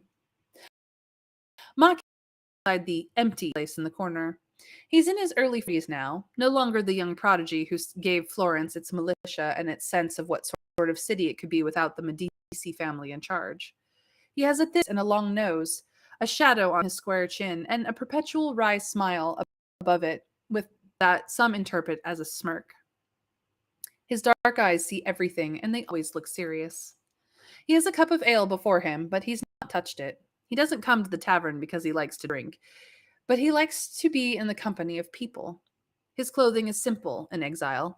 He's wearing a black shirt that drapes like a smock from a round collar. As you step into the room, he turns that pointed face at you. Ah, Principia. He rises to embrace you. You bring bad news. You've heard it then? No, nothing. I hear nothing here. Nothing but the crows, the rooster, and the baa of sheep. Somehow I doubt that. Come, what is it? Is your mother? She's as mighty as ever, last I saw her. I'm afraid it's my master. He's dead. Ah, Machiavelli says, putting his hand to his chin. Murdered? So it would appear. They found his body in the river. He nods pensively. Let's sit a while. I'm glad you came. Will you have some? They make a very good beef chop here, to my recipe. Wine fennel, it's delicious. Do we pay 4 soldi for a beef chop? It will give us strength for the day and raise our health. Do we go with bread and cheese that will give us strength but only cost 2 soldi? Or shall we save our money and go? As I recall, going for the beef chop, it does take some, 4 whole soldi out of our staff. That's quite a bit of health. We've already taken a hit to health. Let me finish this chapter, Dragon, and then I will join you.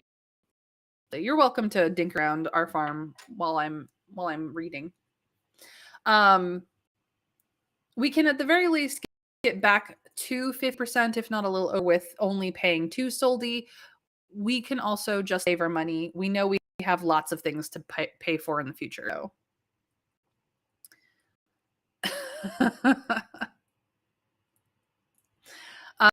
I really we had a Ellie would pay for us. That would be super, super swank, but apparently we're supposed to be self-sufficient in this world. Go figure. Winter Fairy says 1. Go for the beef. Trav abstains? Or is he going to flip from his made-up choice? But 1, 2, or 3, beef, bread, or hungry. Everybody's voting for cool. We will beef chop.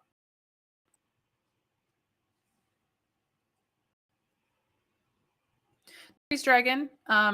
Yeah, just let me finish up the chapter. I'll have my lovely chat raid you, and I will come join. Okay? An excellent choice. There's plenty of ale here and chicory water, Machiavelli says, and pushes both pitchers in a clear way. Go on. You don't look like your usual self. I have a workshop of apprentices with no master, and we have many people to please. How do you propose to go about that, Principia? You sigh. Machiavelli's method of giving advice is to trick the person in need of advice into giving it to themselves. Perhaps it's a method he learned from watching soothsaying techniques. It's irritating, but the fact is, he always manages to make you see things more clearly. And you respect him. You'd like to please him with your answer. So, do we defend democracy and how sharp our reasoning is? Do we tell him we be bold and he'll see that we have to do it? Show him how charmingly we can juggle obligations if my hands can manage a few props. We did the charming one last time, and to be honest, we don't have the charm nor the dexterity to pull it off again. Bold and confident. We don't have really any boldness or caution, but we don't have the confidence. So the first one being reasoning and accuracy. It's not a great choice anyway around, to be honest. Winter Fairy has started the vote off with 1. What is the 1, 2, or 3? reason, confidence, or juggle?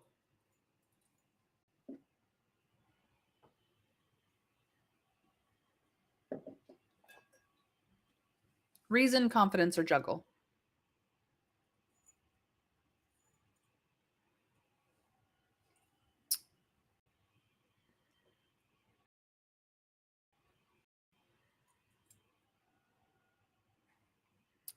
Well, if nobody else wants to vote on this, I'll go with Winter Fairy and we'll go with one. See how well it goes.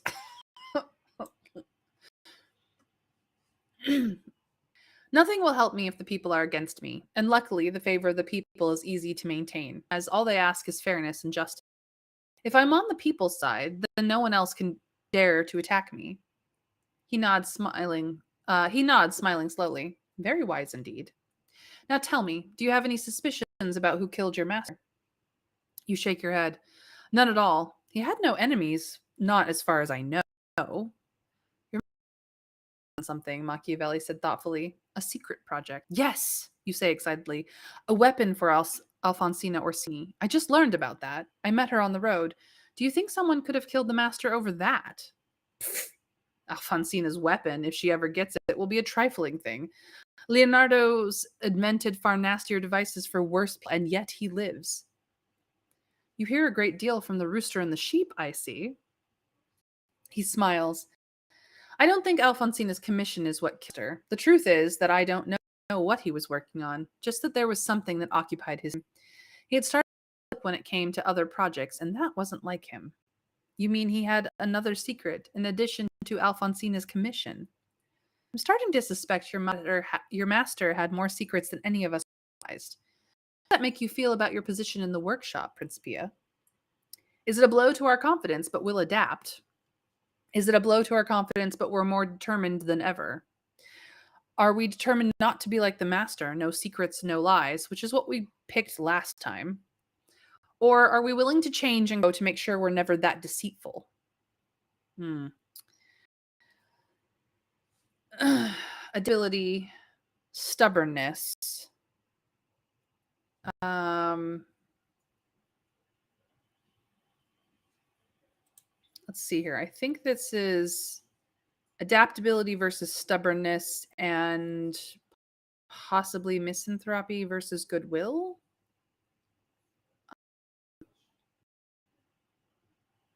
We'll take a hit to confidence or we'll take a hit to guile. One of the two. So, adaptability, stubbornness, goodwill, or misanthropy.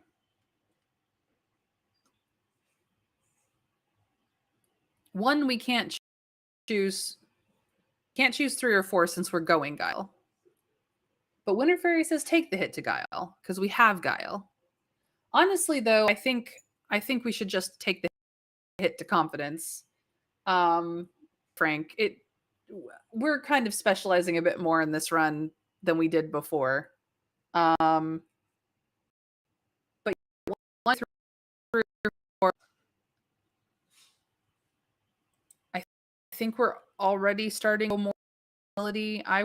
Would suggest that I would suggest number 1, like Trav said. Winter Fairy says 2. Hey, Dragon, if you're still listening, you wanna weigh in 1 or 2? Give me a tiebreaker so I don't have to choose.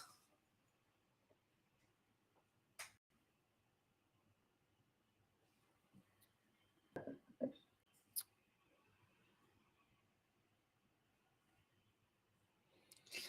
gonna go with 1. I thought I was more important to him. It's going to be very difficult to deal with all this, but I'll have to, I suppose. I can't believe I didn't know.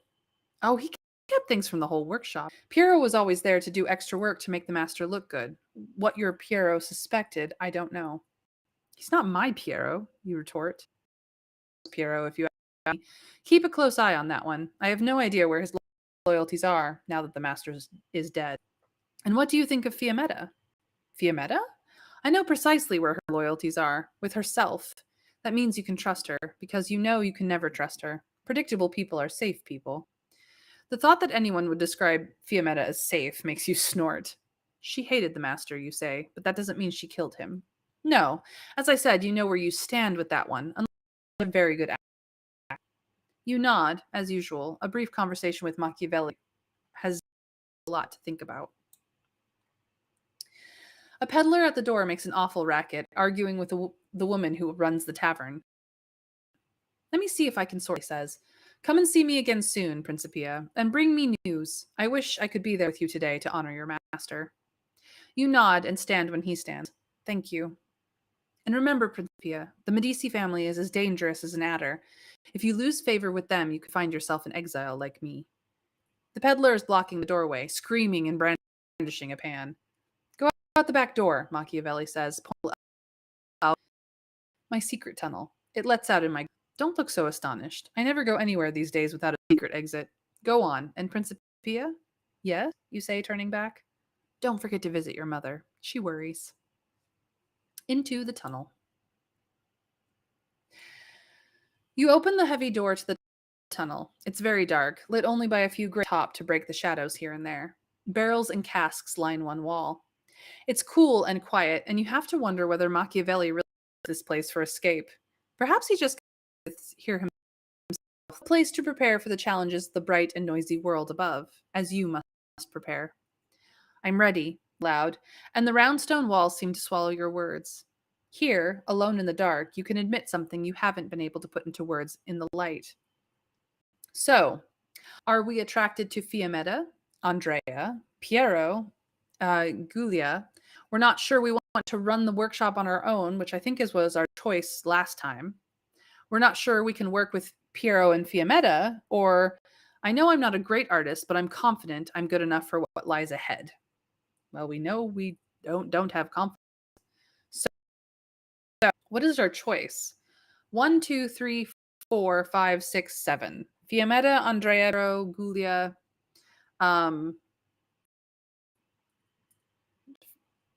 friendship, or confidence. Winter Fairy says 7. Trav says, let's go for Fiammetta. Maybe the reason we don't get along is because we secretly want to bang her. I don't know. Goodness.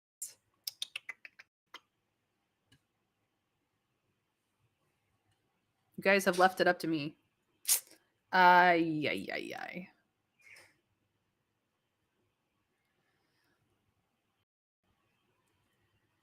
Well, yeah, I'm good. We could attempt to see if that will up our relationship with Fiammetta.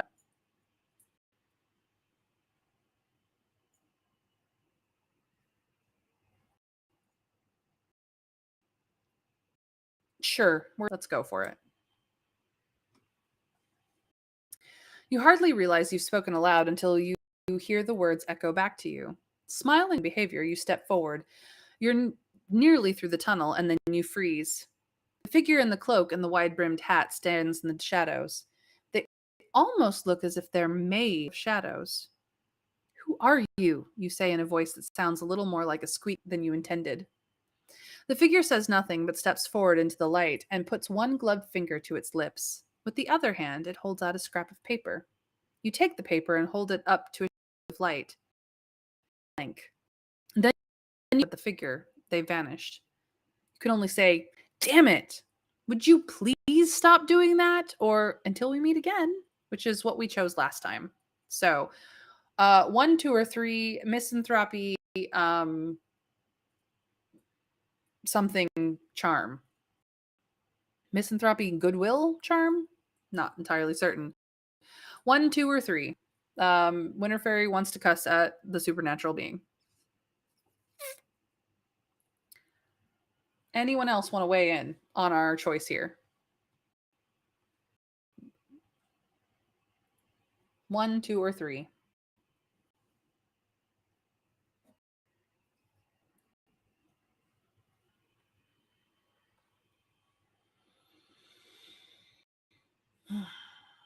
I guess we're going 1. We're cussing at a supernatural being. Let's go. As you ride back into the city, yeah, maybe next time it will be a fruit basket. No, sorry, it's not a fruit basket. It's just paper. As you ride back into the September sun, and you might believe the encounter was all in your mind if it weren't for that slip of paper. Ordinary cheap rag paper, of the kind that any apprentice might use for scribbling calculations or passing notes. A blank slip of paper. What can it mean? Unless it isn't blank after all. You return Micah to the stable. Inside the workshop, the apprentices and models are gathering, murmuring among themselves. They are all dressed in their neatest clothing, and some of the women wear black veils. Andrea smiles. Ah, there you are, Principia. Everyone's in a foul mood. Could we sense that from the street? Did we deduce as much from the expressions and quiet hum, or we won't let it, us? I believe one is soothsaying, two is reasoning, and three is possibly misanthropy, possibly not. Yeah, we don't piss off the Elder Chore. Well, we defeated it last time, so uh, it's not really an Elder Chore. Everyone would like to sense it from the street. Oh, three is guile. Yeah, it might be guile, but everyone's like, we could sense it. Not so strange for the day of a funeral, surely, you reason. Perhaps not, but this is not mere grief, the models. There's a kind of panic, a desperation. I can feel it. Can't you? Everyone's worried about something. You missed your calling, Andrea. You should have been a soothsayer. Ha! Reading the minds of the artists who paint me is quite enough for me. Speaking of which, we have a lot of work to do to finish the fresco in the Piazza di Sant'Aghe. We'll get back to work tomorrow. That reminds me, Andrea, do you know anything about a commission the master promised Alfonsina Orsini? Some sort of weapon? Andrea shakes their head. The cardinal's sister-in-law. I thought she was in Rome. She was. She's here today. I imagine she'll be at the funeral. Burying the dead. Indeed, it seems all of Florence is at the funeral. Perhaps it is the mystery that surrounds the master's death drawing the curious. But it is also true that the respected man, not liked exactly, but respected.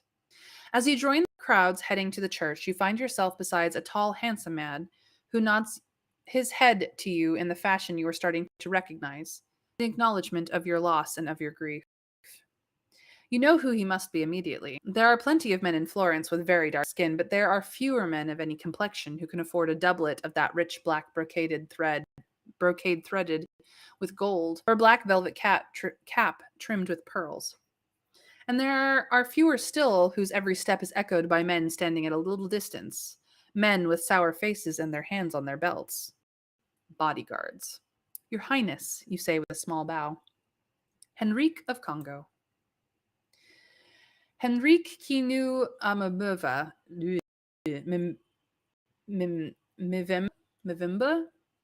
Mivimba. Sorry, I don't do African words. The king of Congo, who is a devout Christian. The king sent his son, Henrique, to Europe to study for the priesthood. There isn't much that seems terribly priestly about this broad-shouldered young man. You are Principia, I believe. At your service, your highness? Indeed, I will not talk business here and now, in this time of grieving, but I will be visiting the workshop soon. We would be happy to talk about a commission, if you have need of anything, you say, and expect that to be the end of the conversation. But Prince Henrique raises one eyebrow. Need of what your master promised me already. Another commission you knew nothing about. You won't be able to work on it without learning a little more about it, but it would be good to get that information without angering Henrique. So, he'll expect us to be a little odd, like any good artist. As a divinity student, he'll respect a person of faith, which is what we chose last time because we were very faithful last time. Or I'll show him I can adapt to meet any challenge. So we have eccentricity, faith, or adaptability. Travis started the vote off with 1 eccentricity. 1, 2, or 3 eccentricity, faith, or adaptability. Winter Fairy agrees. Ones currently have it unless more people wish to weigh in.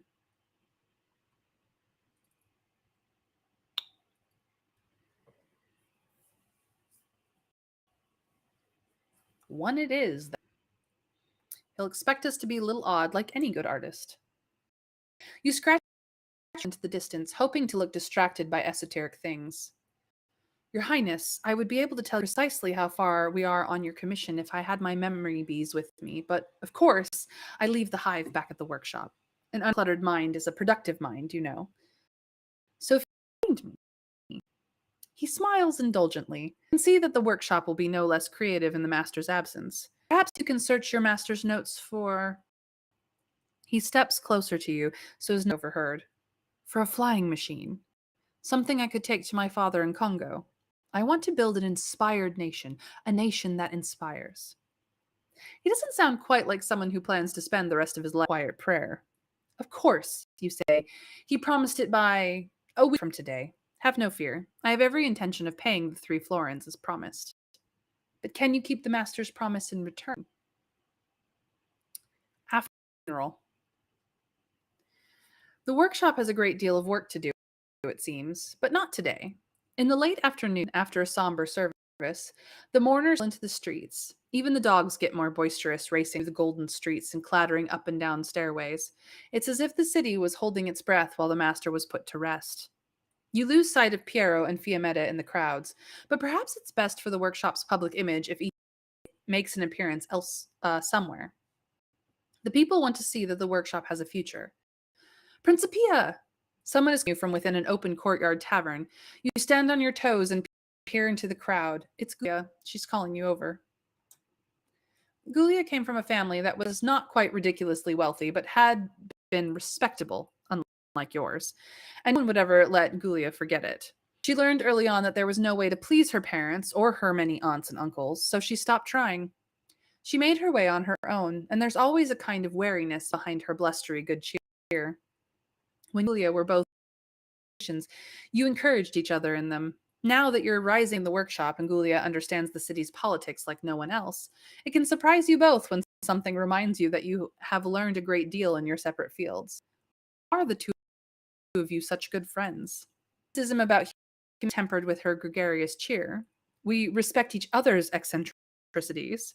Her humanism challenges me to deepen and question my religious faith, I believe is what we chose last time with Conrad, or my healthy trust for authority tempered to play by the rules. 1, 2, 3, or 4. I think this is philanthropy, eccentricity, faith, and some. Travis started the vote with 2. We respect each other's eccentricities. Winter Fairy agrees. Does anyone else want to weigh in?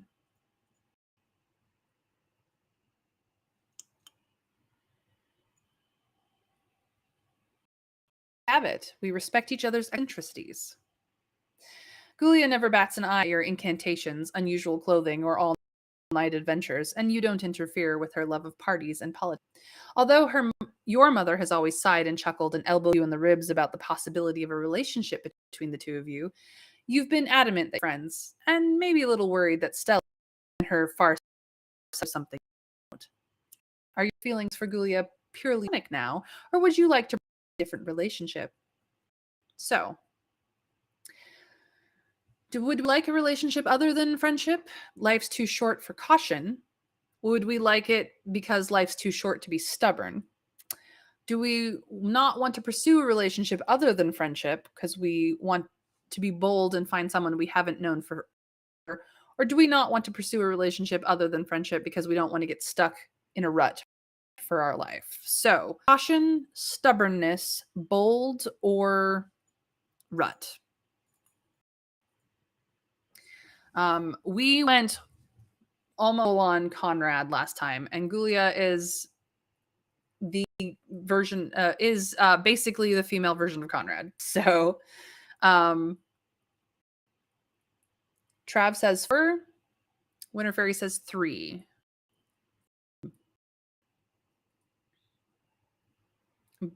neither one. We want to zone, but for different reasons, I guess. um,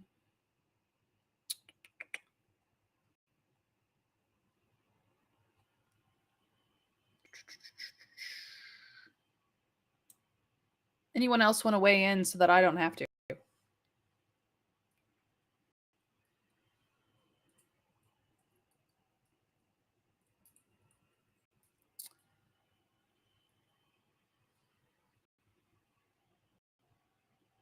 I'm going to go with 3. I'm going to try and up our boldness.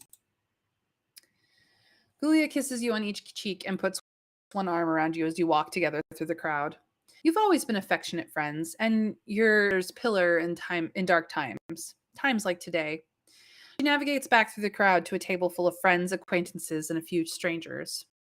Their condolences and share stories of the master's remarkable work. You realize you're thirsty and signal the tavern owner. What will you have? It's on the house as you're grieving. Red wine, white wine, or lemon water? We had the white wine last time. 1, 2, or 3. Red, white, or water? Heavy on the lemon, light on the water? Lemon water?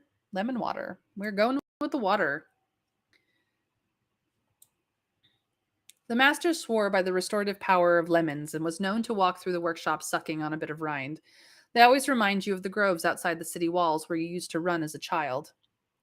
I remember when the master removed the blight from Uncle's grapes, and there was some dispute about the payment, begins one young man you know. The dispute being your uncle didn't pay, as I recall, says Gulia with a laugh and a sideways grin in your direction. There's a roar of laughter, which the young man acknowledges with a good-natured wave of his wine cup. True, true. My uncle Lorenzo was a tight-pursed old fellow when he could get away with it. The master didn't let him get away, of course. He made the vines grow right up to the house and right walls and blocked all the doors and windows with them, so my uncle was a prisoner in his own house. He had to push the money through the brambles. The speaker mimes this to general merriment. What about you, Principia? The woman asks. Will you be an old grump too, if you're made master of the workshop? It's a light question, teasing question, but there is a curiosity behind it, and you can see the same curiosity shining in the eyes of everyone at and around the table listening. This part of the tavern has gone quiet. You are, it seems, the object of some speculation. Perhaps Piero and Fiammetta are undergoing similar scrutiny wherever they've ended up. Your answer could affect your reputation. The people of Florence see through any attempt to create a false personality. They'll happily accept a curmudgeon, but not a counterfeit one. So if you intend to make them think that you're a beloved terror like your master, you'd better have the sour person back it up. On the other hand, if you want them to love you for your good humor and compassion, you better be able to too. Or perhaps it doesn't matter which sort of heart you have if you can show them that you're a true humanist, an heir to the great philosophy. So, do we show them our humanism? Do we show them humor and big heart? Or do we show them that we'll be the same sort of lovable curmudgeon that our master was? We are very humanist. We have humanism, we have goodwill, we do not have misanthropy, which I think is what the master had. So humanism or goodwill is kind of our thing here. 1, 2, or 3, humanism, goodwill, misanthropy. Trav says, humanism, please.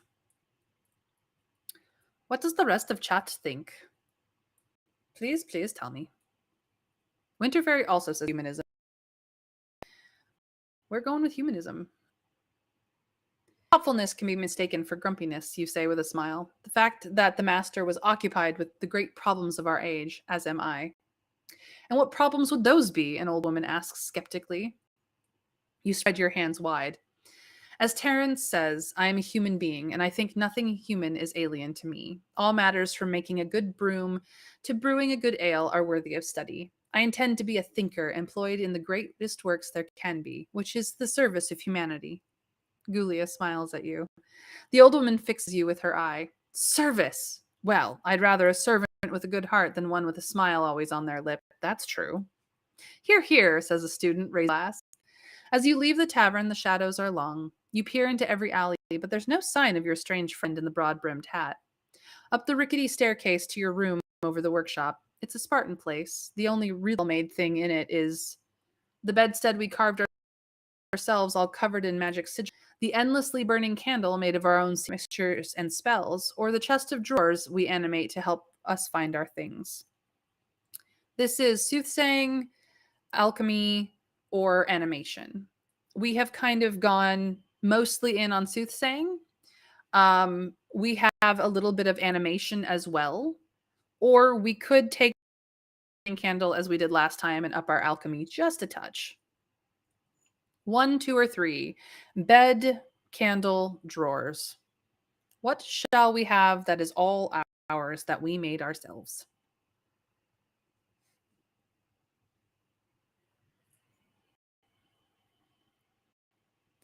When it says bed, does the rest of chat agree?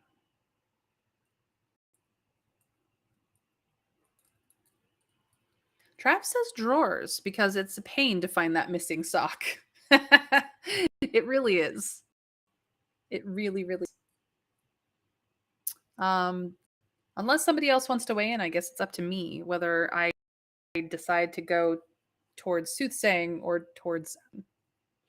I think this time I'm going to go towards animation. The chest of drawers.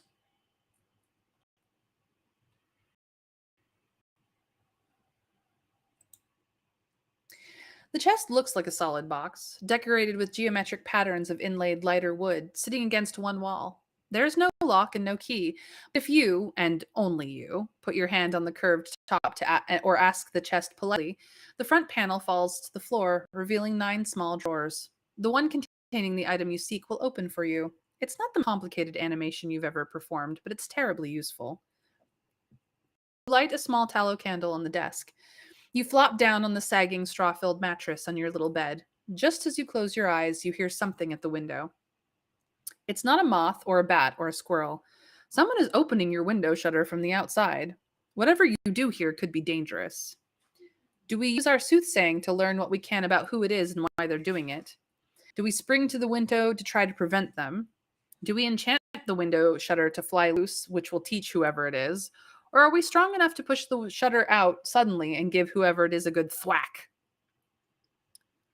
Now, soothsaying, strength, and animation we're good. Dexterity, not so much.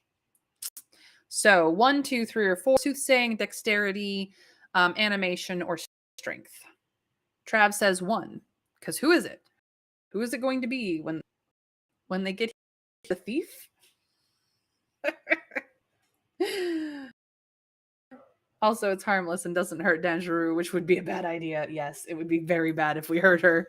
We know who this is from our first run. Absolutely. It is the queen of the underworld. And so being mean to her is never a good idea. The ones have it. This would be a bit tricky, even if your heart weren't pounding. You can only read the thoughts you to know, so you'll have to try to divine from those who the person is and what they want. Fortunately, you're able to glean a few thoughts that make it clear that whoever it is doesn't wish you any harm and isn't even trying to, at least not at the moment. Not only that, but whoever knows you're home and is actually hoping to speak with you. But who would do such a thing? What sort of person would climb up an exterior wall in an alley, break open the shutters just to talk to you? It doesn't make any. Of course. You stop, then stride across the room to open the shutter. Dangerous, you say calmly to the figure clinging to the eaves of the building. Won't you come in? Dangerous Clement, the queen of thieves, throws back her hood, treats you to a dazzling smile, clambers into the room, one hand on the frame and one hand on your shoulder. Why, thank you, Principia. You could use the door. What? And ruin my reputation? I can't be seen coming and going at people's doors like a respectable citizen. Despite her jokes, you get the sense that she's worried about something, that there's some reason she doesn't want to be seen, but that is a thought she definitely wants to keep to herself. Jerus is so small that she gives the impression she could squeeze through any crack she choose. like a mouse. She has very dark hair tucked under a black gold embroidered cap. She is the best thief in Florence and proud of it. Not that she has to these days unless she wants to. She collects tribute from just about everyone who picks a pocket or cheats a cardinal. Your encounters with Dangerous have all been about the business of the workshop and certainly haven't been here in your room. From time to time, she'd turn up at the workshop. She'd talk to you pleasantly enough, but never about anything of substance. Then the master would come out of his study and she'd go in. Once, as you were bringing him his afternoon wine, you overheard the end of one of those conversations. A new young thief had up in Florence from who knows where and had stolen some gold leaf out of one of the workshop's carts on a workday. Don Jerus will sort the boy out, the master said after she'd gone. Why doesn't anyone steal from us? You asked. It had never occurred to you before. Because when anyone does, Dan Jerus sorts them out, the master said, as though it were obvious. Yes, but why she? You stopped, seeing the master's expression. You learned more about it a few months later. Back in the days you were in exile in Savonarola had with. And the new republic was trying to figure out what sort of republic it wanted to be. You ran into the chief magistrate, literally, in the Piazza di Santa Maria Novella, and he brandished one of the workshop's little periscopes, very useful devices for seeing around corners. A thief dropped this in my wine cellar, he sputtered. It came from your workshop. You took it from him and examined it. There was no doubt about it. It was made to the master's design in your workshop. There's no hallmark, you said, handing it back to him. Well, there wouldn't be, would there? I'll have your master's head for this. Just then the master himself came round the corner and greeted the magistrate, wrapping an arm around his shoulders and taking him into quiet conversation. How do we feel about Dangerous? Is she a threat to law and order, but we have to admit we're attracted? She's a threat to law and order, and that is the reason we are attracted. She's a threat to law and order. We'll reserve judgment until we get to know her better, which is, I think, what we decided last time. We don't trust her. Well, I really don't trust her, or I'm willing to give just about anyone the benefit of the doubt. 2, 3, 4, 5, or 6. Winter Fairy says 2. She's a threat to law and order, and that's why we do her. I'm not that. We did flirt with Dangerous last time. It did not go anywhere, but we did attempt to flirt with her last time. We've already decided is not someone we want to flirt with. We've already decided that Fiammetta definitely is someone we want to flirt with. So, how do we feel about the Queen of Thieves? Chat, please tell me. Let me know.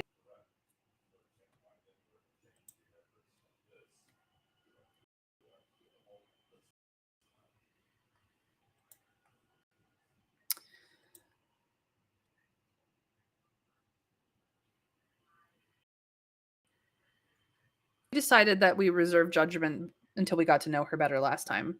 We went with 4 last time. So this time we're going with 2. We are attracted to her because she's a threat.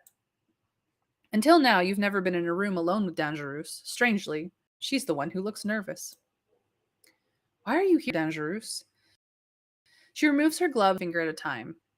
I would have paid respects at the master's funeral today, but there are certain worthies of Florence whose ambit I try not to cross if I can avoid it. I'm sorry about his death, and I wondered what you knew of the matter, about the manner of it. You shake your head. I know nothing. You know every low life in Florence. What can you tell me? Low lives? What? She puts her hand to her chest in mock outrage. All of the thieves and assassins of my acquaintance are of the highest quality, and I can assure you that none of them had anything to do with this. It is a mystery, you say, frowning. I don't like mysteries, she says. Let us make a pact, Principia. Whatever I learn about the master's death, I'll tell you, and you promise me to do the same. Although she originally came from France, nobody seems to know anything about her. Not much happens in the streets of Florence without Dangerous knowing about it. Working with her could be valuable.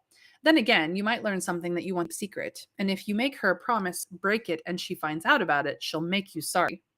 Whatever you choose, if you don't speak carefully now, you could make her angry or disappointed. You'll need to choose your words with caution or speak with confidence to get you, or you'll have to rely on your guile to hide your sins. So, do we agree to share information up our misgivings? Will we not share information, make her think we will? Do we agree and choose our words with care? Do we refuse and choose our words with care? Do we agree and speak with confidence, or do we refuse and speak with confidence? Well, we don't have the confidence, nor do we have the charm. I believe we decided to agree but chose our words with care last time. So 1, 2, 3, 4, 5, or 6. Agree with guile, disagree with guile, agree with disagree with charm, agree with confidence, disagree with confidence. What are we doing, chat?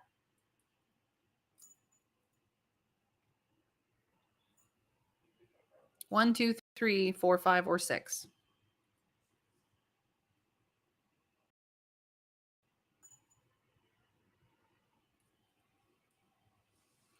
Trav says 1. Sharing information is good, and I don't see a reason to choose otherwise. Using guile to cover up our misgivings is definitely a good idea as well. That way she thinks we're confident, even if we aren't. Does anyone else agree or disagree?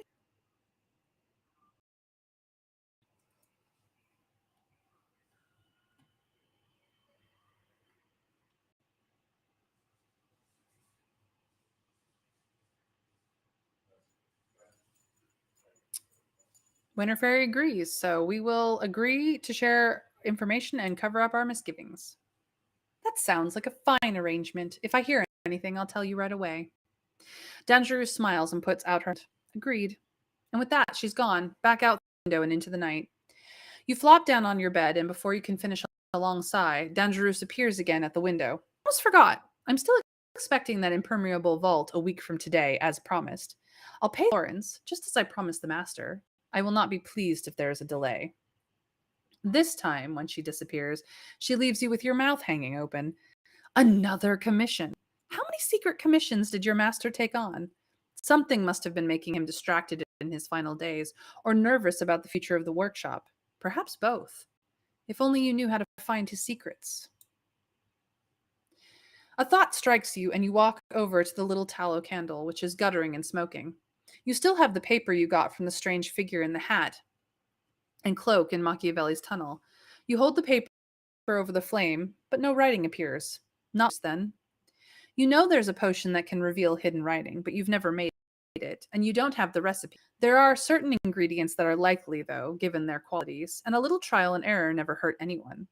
If you ask for help from the other assistants, it'll be easier to work the alchemy and make the potion.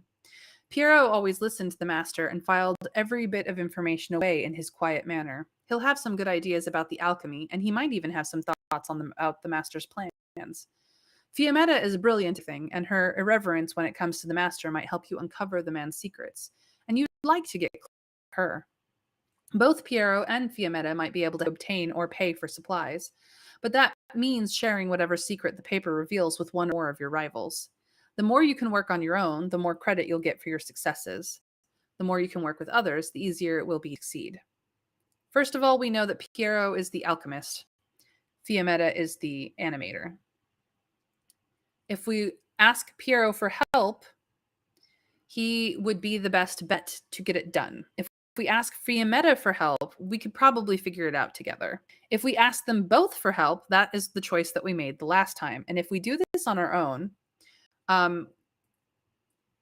we have essentially started to choose that we will be the singular master of the workshop. We want to get closer to Fiammetta, so getting closer to Fiammetta, asking her for help specifically, will also even out the relationship stat that we have, which hit previously. Or we could just go all in with Piero. Winter Fairy says 3, ask them both for help, which is what we did last time. I would like to do something different this, to be honest. We did choose to be attracted to Fiammetta. It might be in our best interest to just go with Fiammetta in this one. What do you think, chat? Please help.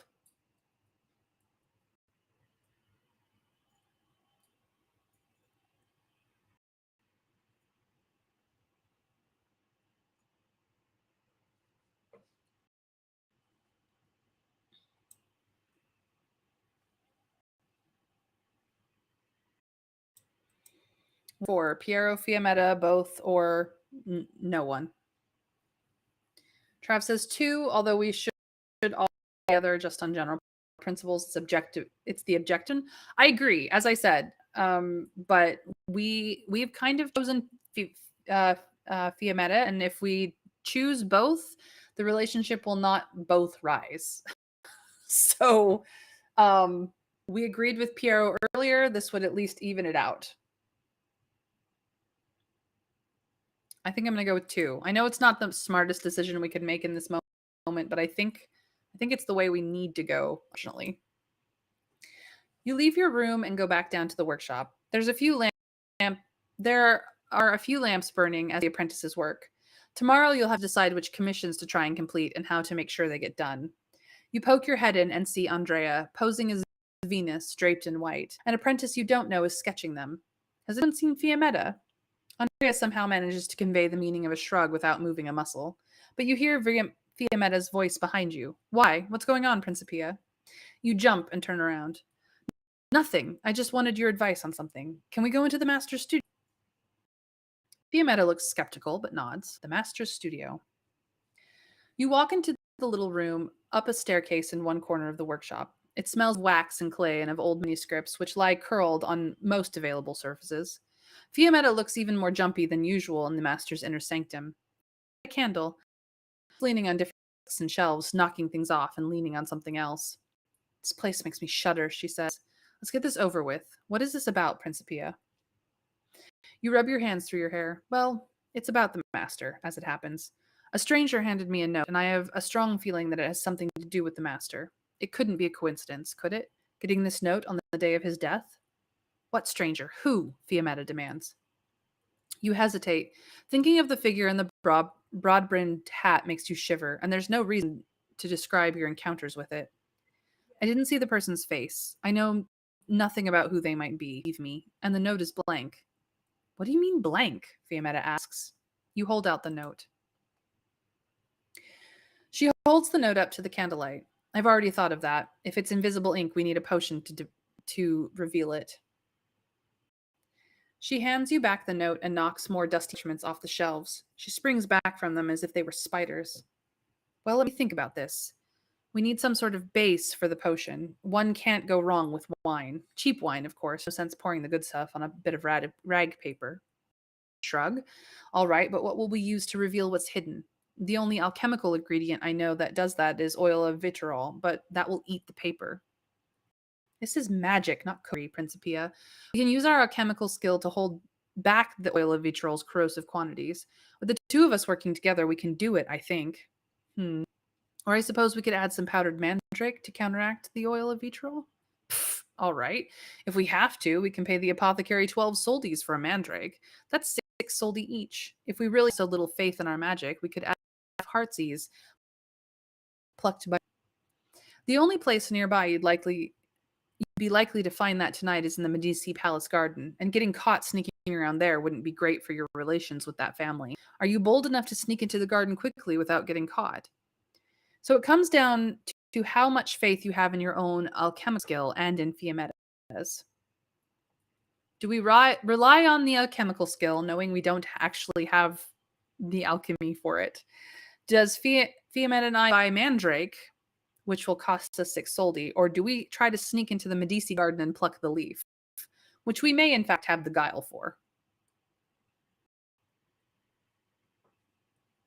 1, 2, or 3, mandrake, or sneak. Yeah, we don't have money or dexterity, so we're stuck with 1, which will fail, but not as disastrously as the others. I don't know if 3 is dexterity or if it's guile. It's probably dexterity. You're probably right. Yeah, we don't, I mean, like, we don't really have the alchemy. Our dexterity is actually better than the alchemy. Um,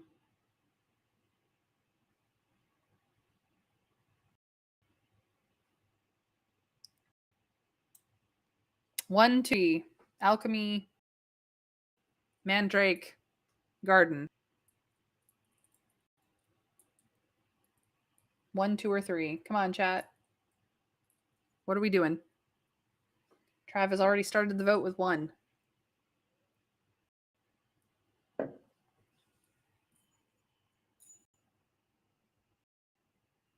One it is. We will rely on our alchemical skill and hope. Cross our fingers. Master kept a few dusty bottles of wine in a drawer. You open it and pour a little into a beaker. Then goes the vitriol, carefully, carefully. A few swirls. The two of you join hands, close your eyes, and concentrate. You can feel the vitriol champing at the bit, but rein it in. Holding the paper with tongs, you dip the paper into the beaker briefly and lift it out. The vitriol is stronger than your magic. The paper begins to fall apart before your eyes. You grab a piece of charcoal and start writing what you see. You manage to note down most of the symbols, but you've lost a couple of them. Trouble is that neither of you have any idea what the symbols mean. To find someone to decode it, Fiametta says.